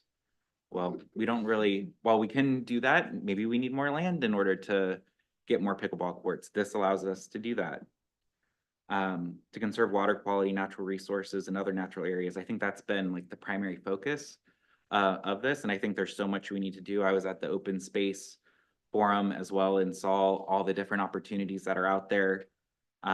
Once we get that open space plan, I think it's going to really help us vector in as a town where we need to focus, where we may not need a partner. We may just need to purchase the land ourselves, which we've also historically done. To provide easements for walking or biking trails. We're about to publish or have the transportation study complete. A big component of that is trying to envision how we can have safe biking throughout Scarborough to get you from point A to point B. This will allow for us to make that a reality. To preserve sites which are to preserve significant historic sites. We did that with Alger Hall. I hear a lot from members of the community, especially those who have lived here a long time, that they want to see us preserve the historic nature of our town. This allows us to do that. So again, I think this is a really great opportunity for us to meet many needs. But in order to do that, we need a line of credit from taxpayers that allow us to, when the opportunity arises, assess it, evaluate it, debate it, and then hopefully make a good choice that's in alignment with what the voters have approved. So with that, I'm very supportive of this going to the voters and letting them make the choice if this is the right decision for our community, like they have the past 4 times. Thank you, Councilor Anderson. Councilor Sather. John's always a tough act to follow. But John, I just want to say I really appreciate the way in which you just made your comments, going down the line for each allowable use and giving us an example. Is honest and transparent. No one up here is trying to sidestep the allowable uses, right? And I agree, there has been a lot more emphasis on conservation or specifically wetlands or whatever it is that is your particular interest. But this bond does allow for the other things that John just went through. And I think it's important that no one is trying to hide any of that or mislead the public in any way. And so I just really appreciate the honest and direct approach that you took with your comments. So thank you for doing that. I support this. I look forward to working to get this passed, and I hope that the community will get behind it. Thank you, Councilor Sather. I guess I'll wrap it up. Despite my deep disdain for advocacy on ballots, does it actually outweigh asking the people if we should use the money in this manner? And it doesn't. So it too has my support. It's going to have my support at the ballot box as well. That's something that I am free to talk about with my neighbors in my own time. And I do believe conservation is important to Scarborough. It's important to this community. And Councilor Cushing, I appreciate the fact that everything is balanced, right? Yeah, we're going to conserve some land, but guess what? It's going to cost more to live here. Right? That's perfectly reasonable. And how far we're willing to make those trade-offs, those are decisions that are made at the ballot box, right? So this is appropriate in my mind to go out and ask the people, we'd like $6 million in a line of credit. I hope you trust us. And there will be plenty of opportunities every time a project comes up to come speak to this council and tell us that maybe that percentage is not right. Maybe we should be asking more from private fundraising before we issue and approve you using this amount of money for this project. That's all within the purview of this committee, this council. And from what I've seen from this colleagues, we're all very thorough up here. We care. So with that, I won't belabor the point. I'll call a vote on the amended motion. All in favor? Opposed? Sure that is 6-1. Thank you. Chairman McGee, point of order. I would like to make a motion to suspend Robert's Rules of Order that say that we cannot take up new business after 10 p.m. Is there a second? Second. All in favor? Opposed? Show that is unanimous. Order number 24-081. It's a first reading and schedule a public hearing and a second reading on the following new request for a cannabis establishment license for medical cannabis cultivation facilities. Brendan Albert, DBA Albee LLC, located at 20 Snow Canning Road. Wee Zing Kui, located at 10 Snow Canning Road, Unit 7, Hung Do DBA Platinum Smoke LLC, located at 3 Commercial Road, number 201. Joseph Tran, DBA Shark Tank Strategies, located at 3 Commercial Road, number 201. Liam. Yeah, just briefly, this is first reading and again, scheduled public hearing for September 18th. One just note on the cover sheet, the reference of Albi LLC being inspected. The date of inspection was when it was under prior licensing and ownership. So the staff does plan a follow-up inspection or a new inspection prior to second reading, where we'll report out any concerns with regard to the license. Thank you. And just for the record, we did receive public comment via email on that one in particular with some concerns about whether or not the inspections were being, or they were adhering to our current rules. And we would have had a new inspection as it's changed ownership. It needs a new CO if it doesn't already have one. So all of those concerns will be understood, vetted, and will confirm compliance with all of our ordinance requirements. Thank you. We have opportunity for public comment. If you'd like to comment, please approach the podium.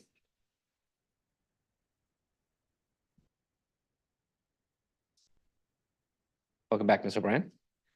Hi, Paula Corbo O'Brien, Pondview Drive. I'm kind of confused about a few things. Let me think where to start here. You know, I think it was the end of July that I spoke with Liam and there were no licenses that were applied for. I feel like some are trying to push things through before the 1,000-foot thing went into effect. I mean, earlier it was mentioned that after the first read, the process of licensing is in process. So I'm kind of confused as to, you know, if after the first, and then I was told that after the first reading, they basically can get their license, that it doesn't legally take a second read or, you know. So my question is, if it only takes a first read for them to get a license, why aren't the abutters notified before the first read? So that's one question I have. And I don't know, I can't think of the other one. That's why I usually write things down. But I find that confusing. And it just seems like, what does it take? Like if somebody has a first, like in the pot business, if somebody has a first read, then they have a second read and a public comment, even if there's abutters that object or someone objects to someone getting a license, are they automatically just ran through? Or, you know, what does it take to get something turned down? And can, the word retroactive got brought up a couple of times by someone as far as the 1,000-foot thing. So I don't know, I guess I'm just confused. I'm disheartened that again, I'm disheartened that the whole moratorium was lifted before a lot of these issues were resolved. And now I feel like everyone's coming forward trying to cram all these places into a building before anything can be done about it, and nothing can be done about it. We're just going to be stuck back complaining, and I don't really enjoy being in that position. And as a couple of you know, it's the last thing I want to spend my time on with what I have going on personally. So anyway, that's it. Enough of me. Thank you, Ms. O'Brien. At the end of public comment, I'll ask Liam to go over process. So there's some clarity there.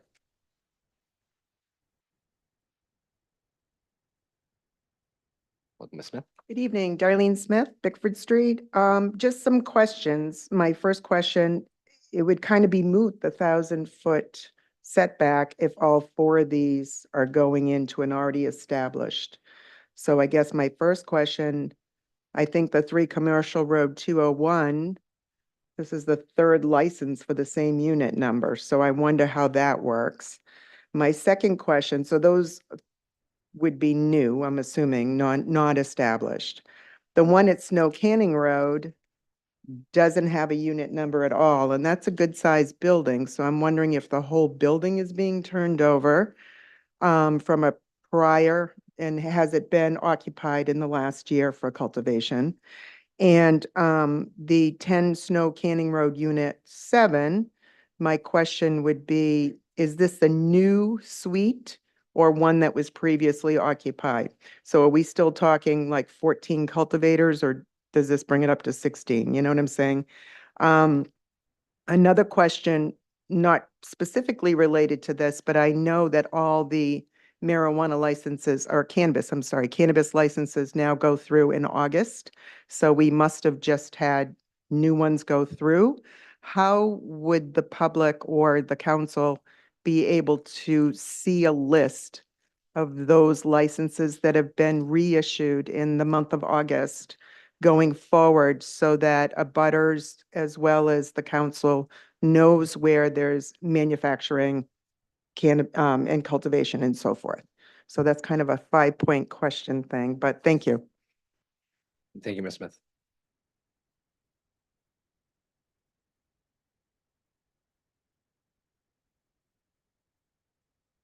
Brandon Albert, excuse me, I'm the occupying 20 Snow Canning Road. I just wanted to clarify for the public, excuse me, that it is an existing building that's been used for grow space for 10 consecutive years now. I'm actually the builder of the units within the building from 10 years ago. So my family has occupied that space consistently for 10 consecutive years. So just to be clear, there is no new location. It's not an expansion.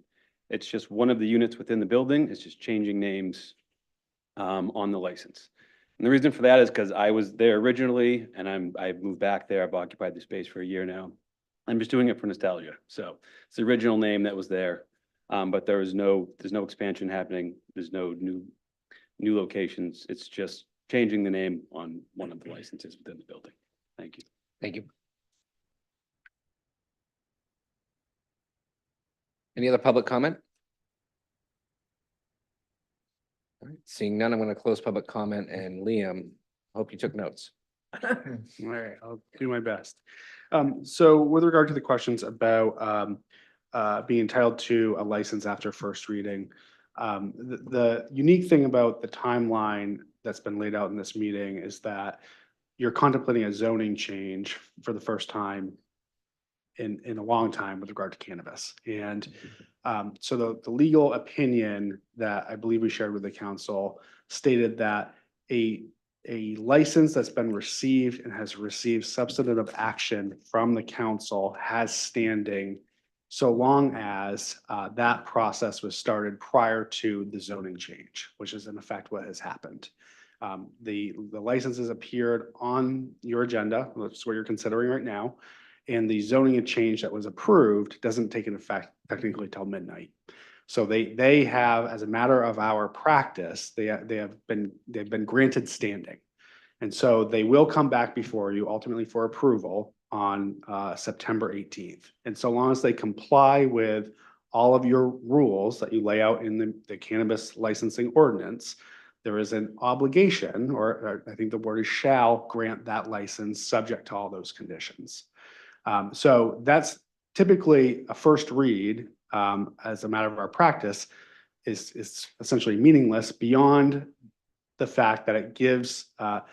So let me take a half step back. So the council has adopted this practice of having cannabis licenses have a first read followed by a second read action in a public hearing. That is not the process that your cannabis licensing ordinance requires. It's a practice that has been a longstanding practice in an effort to give more publicity and awareness to the public of what's going on in this industry. All things being equal, we would, the practice we will do moving forward based on legal guidance is that we will receive an application, deem it complete, issue a 10-day public hearing notice and abutters notices prior to a single action and public hearing of council. So the practice that we have on the agenda this evening is the existing practice that we've had for years of having 2 steps. So no, there's no license being granted this evening with the first reading. It's simply, it does have standing though for consideration and ultimately consideration for approval at your next meeting. So that's the thing that's a bit unique about this. With regard to the 4 licenses, the licenses at 10 and 20 Snow Canning, my understanding is that these are existing licensed spaces. So this is not an expansion. These are currently, this is turning over of businesses in spaces that have been previously approved by the council. The licenses at 3 commercial are a continued expansion in what's broadly characterized as Suite 201. We have requested and we're working with the applicants to further designate an A, B, and C suite within 201. And that's for public safety as well as just having some distinction here. What else do we have?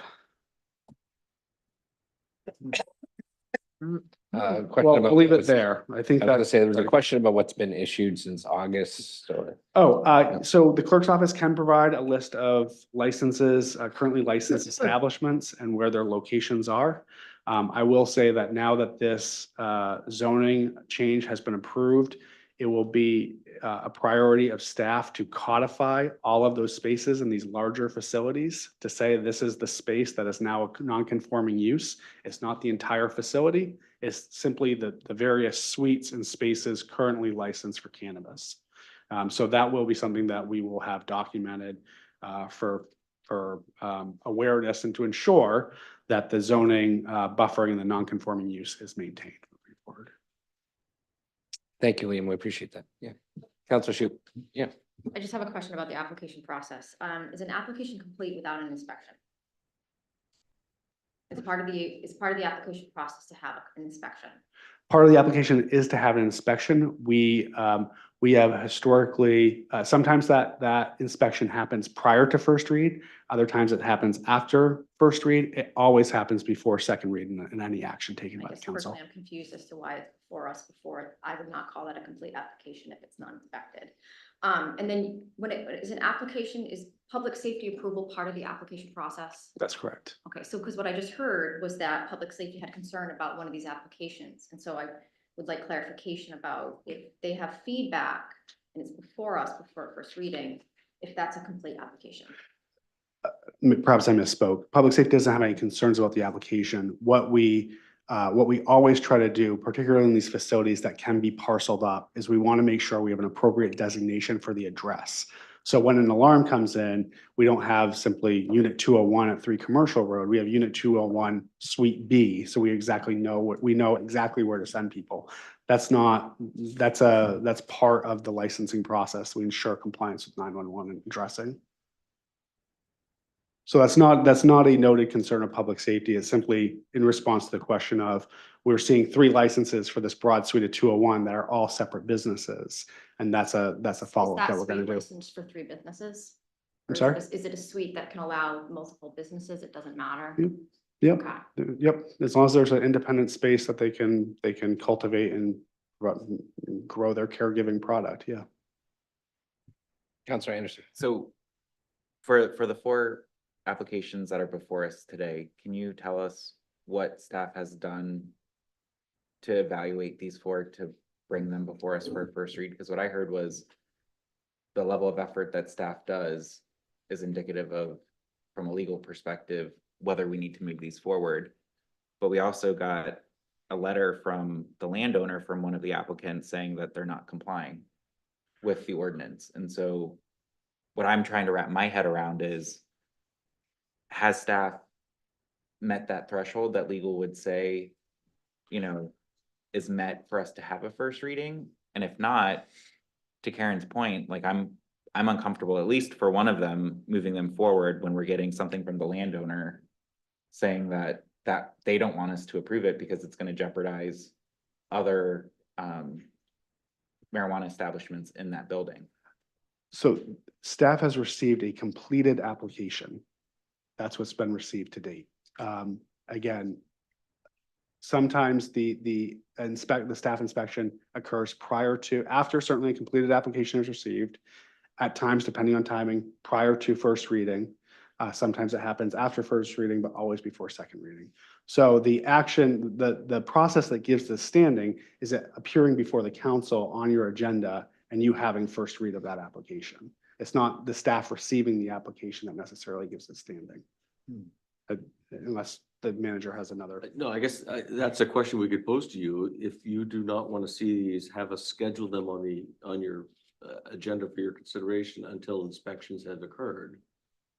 We could institute that as a matter of practice.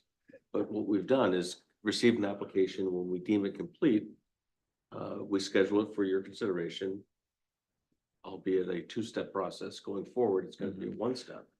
So What, can you clarify like what deemed it complete means for the application? They provide all of the requirements of the license. They provide a security plan, an odor mitigation plan, confirming all of that's part of the inspection process. But the clerk's office has received the application and deemed it complete to have all the components.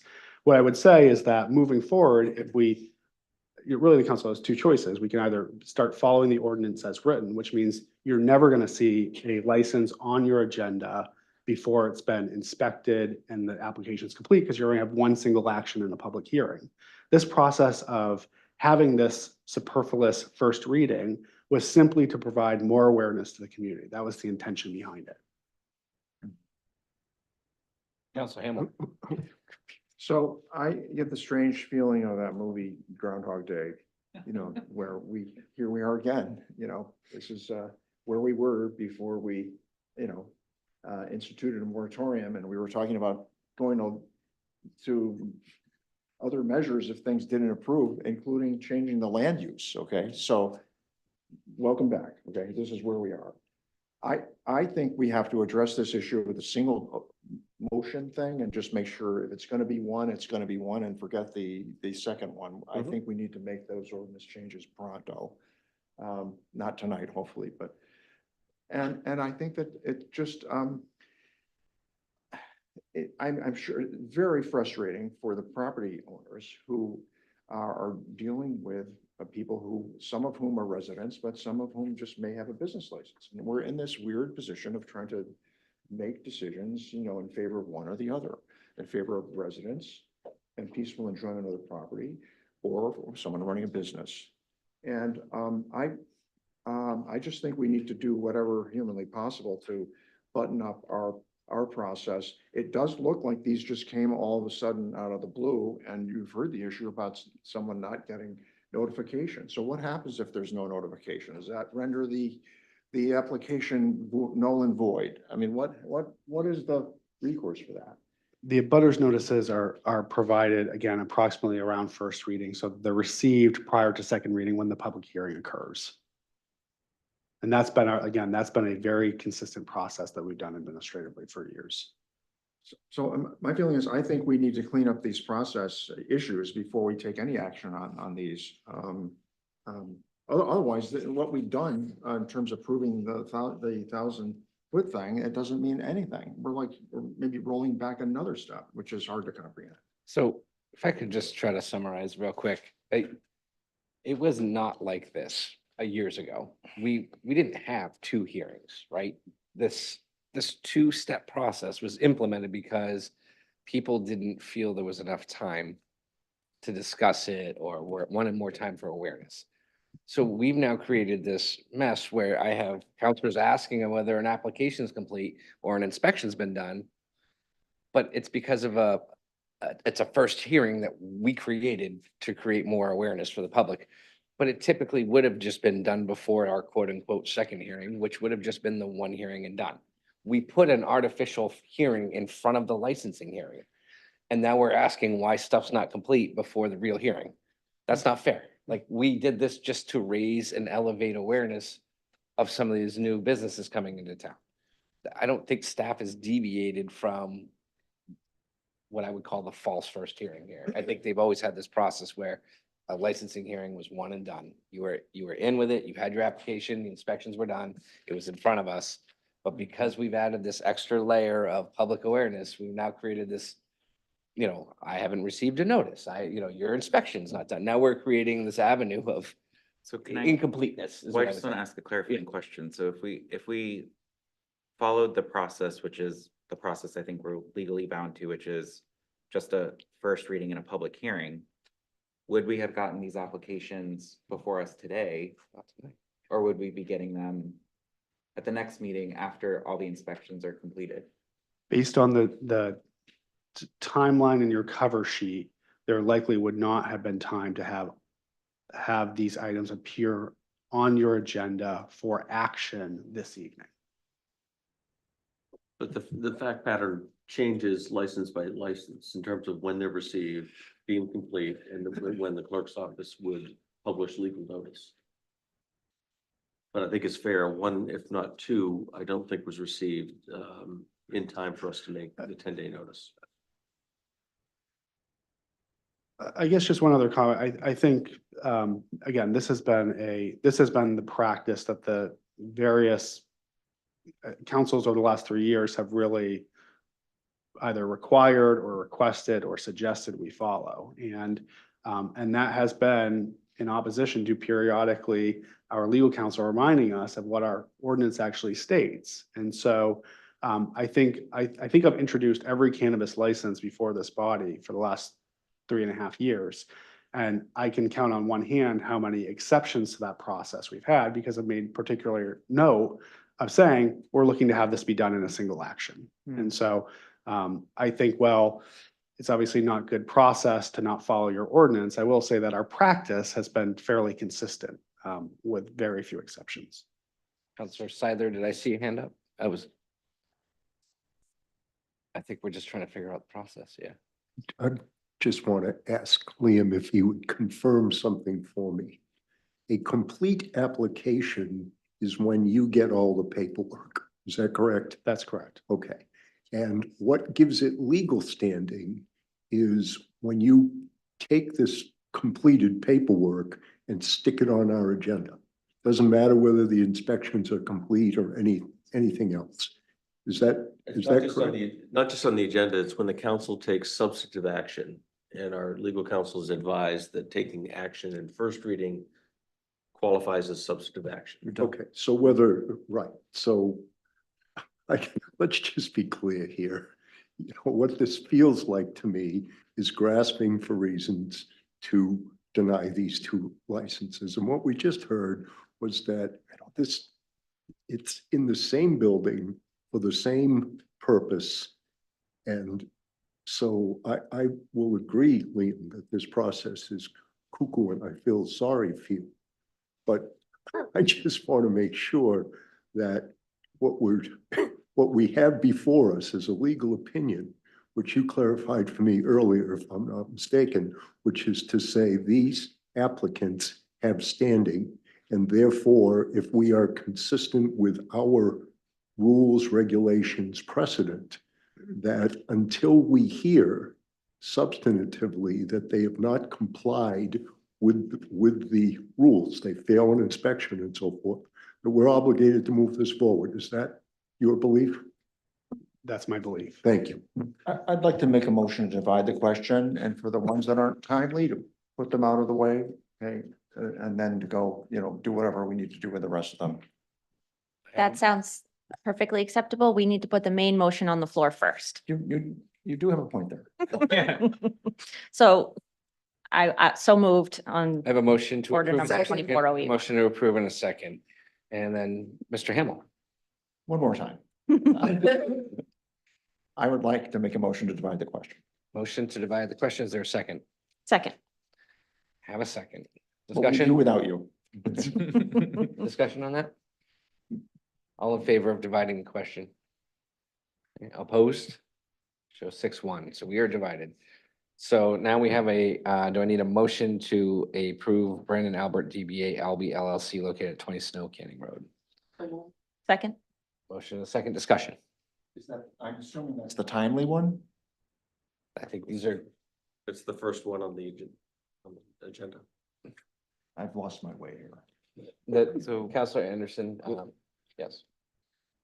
Is this on the table for discussion? This Okay. is, yes, we are just talking about DBA Albee So LLC. again, given that we got an email from the landowner on this particular one saying that they were not compliant with the ordinance and an inspection has not been done, my recommendation would be that I would like to table this one until staff has completed an inspection and bring it back to our next council meeting and have it be just a first read public hearing for this particular license with staff having done that inspection. And the reason I'm saying that is because I'm concerned that we heard from the landowner who has a vested interest in ensuring that the licenses within their establishment are compliant. And I appreciate them actually taking the time to do due diligence, to come to us and to bring this to us. And so to me, tabling it to the next meeting doesn't change the timing. I just want to make sure staff has the time to do due diligence and have it as just a first reading and public action. So that would be my recommendation. So That was a That was a table. motion to table is Yeah. what that was. There's No discussion. Sorry, I did that too soon. I'm Is tired. there a second to that? Second. All in favor of tabling? Opposed? Okay, so that is tabled. We're now on to Weijing Kui located at 10 Snow Canning Road, Unit 7. Is there a motion to approve that license? So moved. Second. Discussion?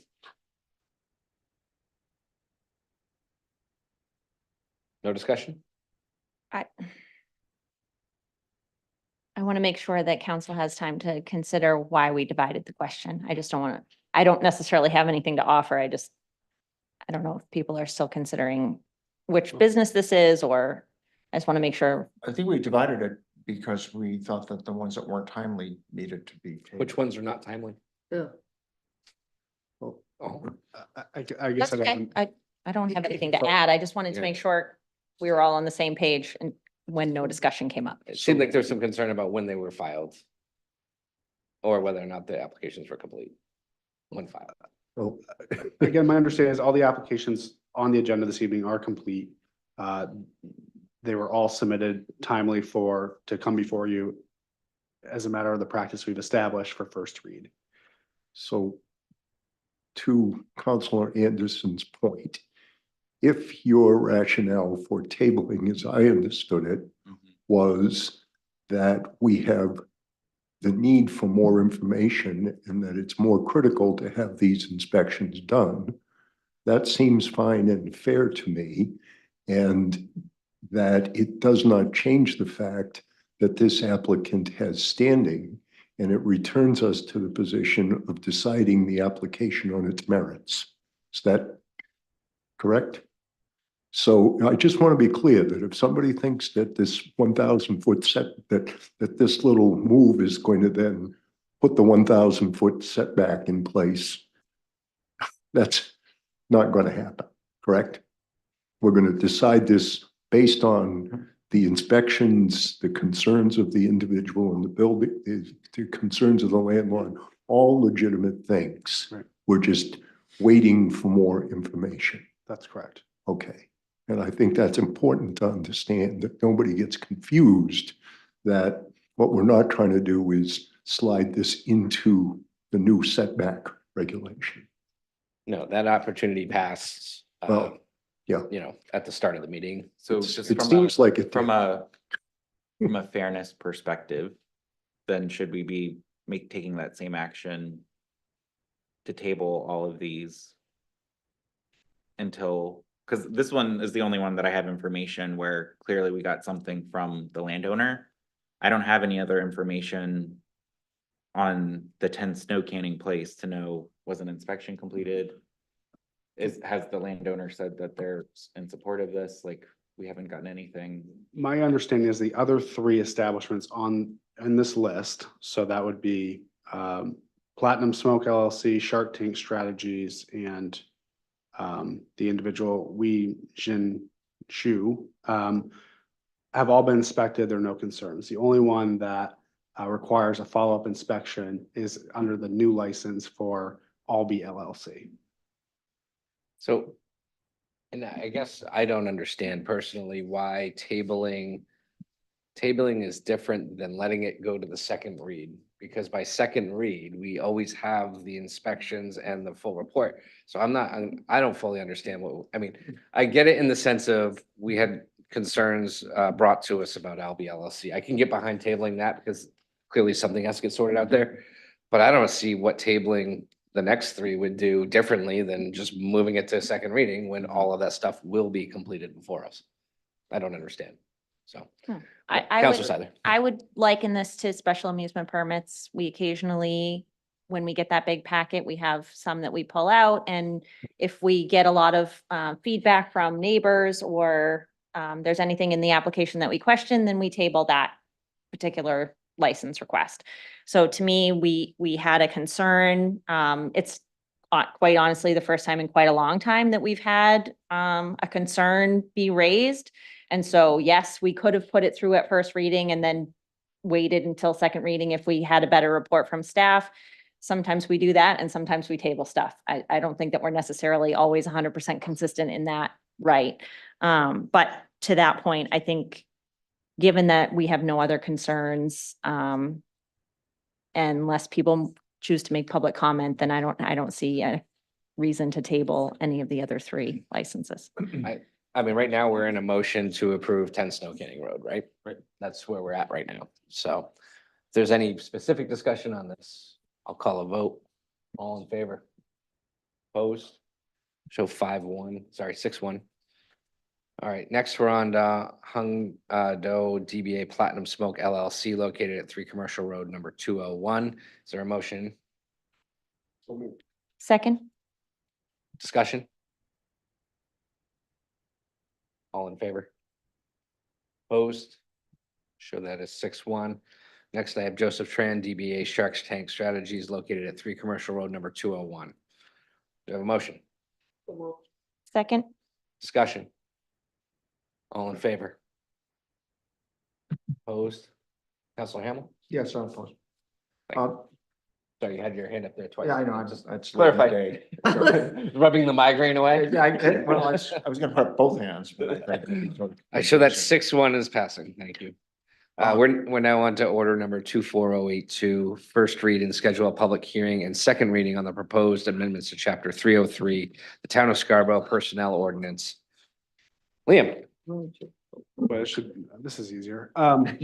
So these three items before you are amendments to the personnel ordinance, which are intended to have parity with 3 applicable provisions within the collective bargaining agreements that were approved at last meeting. So it's a change to the vacation leave, increasing the starting vacation leave from 1 8-hour day to 1.25 days or 10 hours a month. The section 509 is a new provision, just in codifying that the paid family leave payroll tax, it will be split between the employee and employer. Again, that matches the labor agreements, and also extending a week of paid military leave for those currently serving prior to utilizing a PTO. Thank you, Liam. We have an opportunity for public comment. If you'd like to speak, please approach the podium. Seeing none, I'm going to close public comment. Is there a motion? So moved. Second? Discussion? Yes, Counselor Ham. Yes, I understand the rationale for doing this.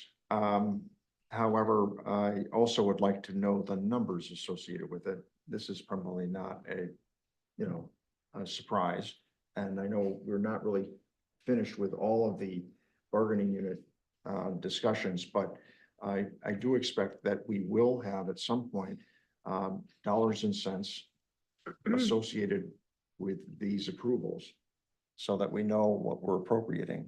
I understand the reasons for it and the parity reasons, and it's a great Me Too thing, and I understand the retention benefits, so I accept and support all those things, but we're being asked to appropriate, and before I leave or before the negotiations, or by the time the negotiations are done, I would like to make sure that we have a number that we review and we know what these agreements have cost us and what they're worth to our employees. Any other discussion?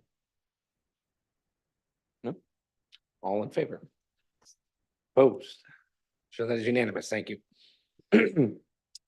We are on to 24083, an act to authorize the town manager to place monies from the sale of Alger Hall back into the land acquisition fund. Tom. Yes, with council's prior authorization, I entered a purchase and sale agreement for the sale of our Alger Hall to the Scarborough Historical Society. I'm pleased to say that deal closed last Thursday, and funds have been wired to our account. This action is a subsequent action of council that will further direct where those funds go to, as opposed to going simply to the general fund. It is intended, proposed to replenish, the land bond. So that's where the original source of funds was. Thank you, Tom. We have opportunity for public comment. If anyone would like to speak on this, please approach podium. Seeing none, I'm going to close public comment. Do I have a motion? So moved. Second. Discussion? Council Shu. I'm just happy to see that the funds that we were using is going back to the Land Acquisition Reserve Fund. I know there has been some talk about and request if we need to put into the language that this is that we actually have to do this. I'm not really concerned at this. I think this is the practice that we are going to continue, and I'm happy to see a little bit more money back in there.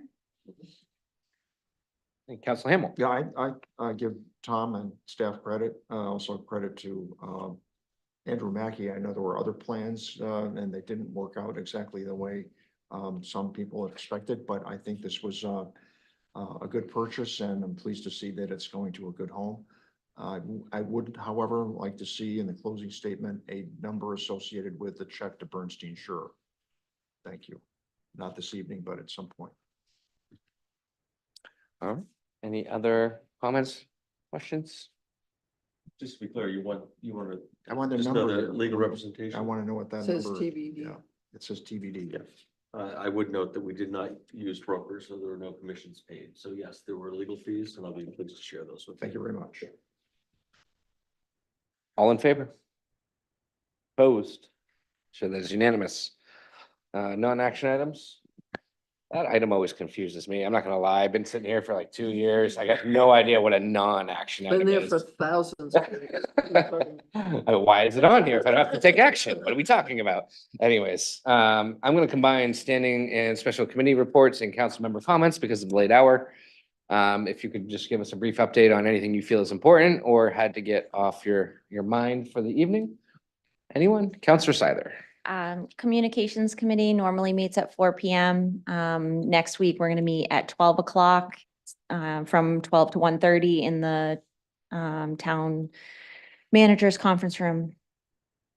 And that's all. I just needed to move the meeting. Thank you. Councilor Katarina. And ordinance will be back now that summer's over. Ordinance will be meeting next Wednesday at whatever time we meet. 6. Thank you. Any hot topics on ordinance for people at home to worry about? What's on our agenda? I can't even think. We See Hot Pockets will be. More pizza. They're all hot. I believe environmental standards, short-term rentals, No and, environmental standards is Not- not on it. oh, I'm sorry, No, okay, well, we can modify the draft. Short-term rentals and agricultural farm stand change and piping clover ordinance. Piping clovers. thank you. Councilor Anderson. Yeah, finance is meeting next Thursday. We're gonna start to tackle the capital facilities $5 million plus goal that we set out. We'll also be looking at our financial policy kind of in parallel to that, because they're gonna get related, I believe. And then we do have the tax assessor coming to provide an update. I was involved recently, and Councilor Shoup can talk more to this, with Councilor Katarina and Councilor Shoup at a environmental standards working group, where I think coming out of that was definitely a good first step solution to address some challenges that staff has as it relates to buffering.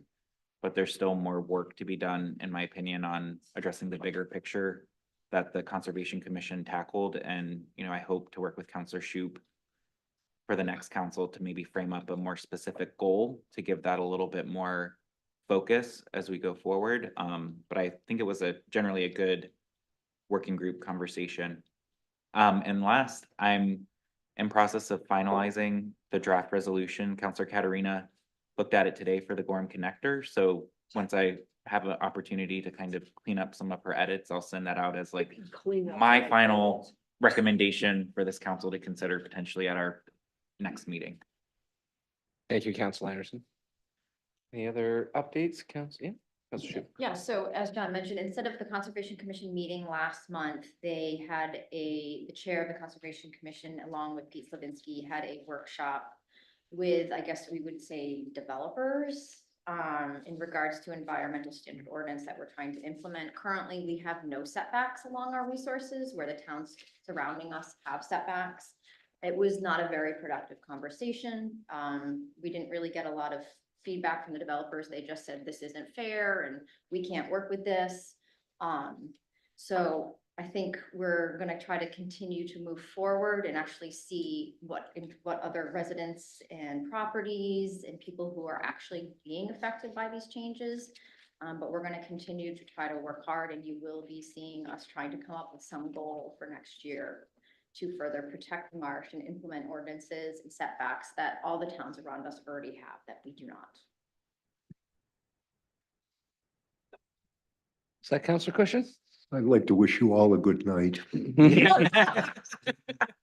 I'll second that. Thank you all. I don't have a whole lot to add if everyone else here is done. I'll entertain a motion to adjourn. So moved. Second. All in favor? Oh, yeah. So that is unanimous. Thank you all. Have a great evening. We'll see you in 2 weeks. What happened?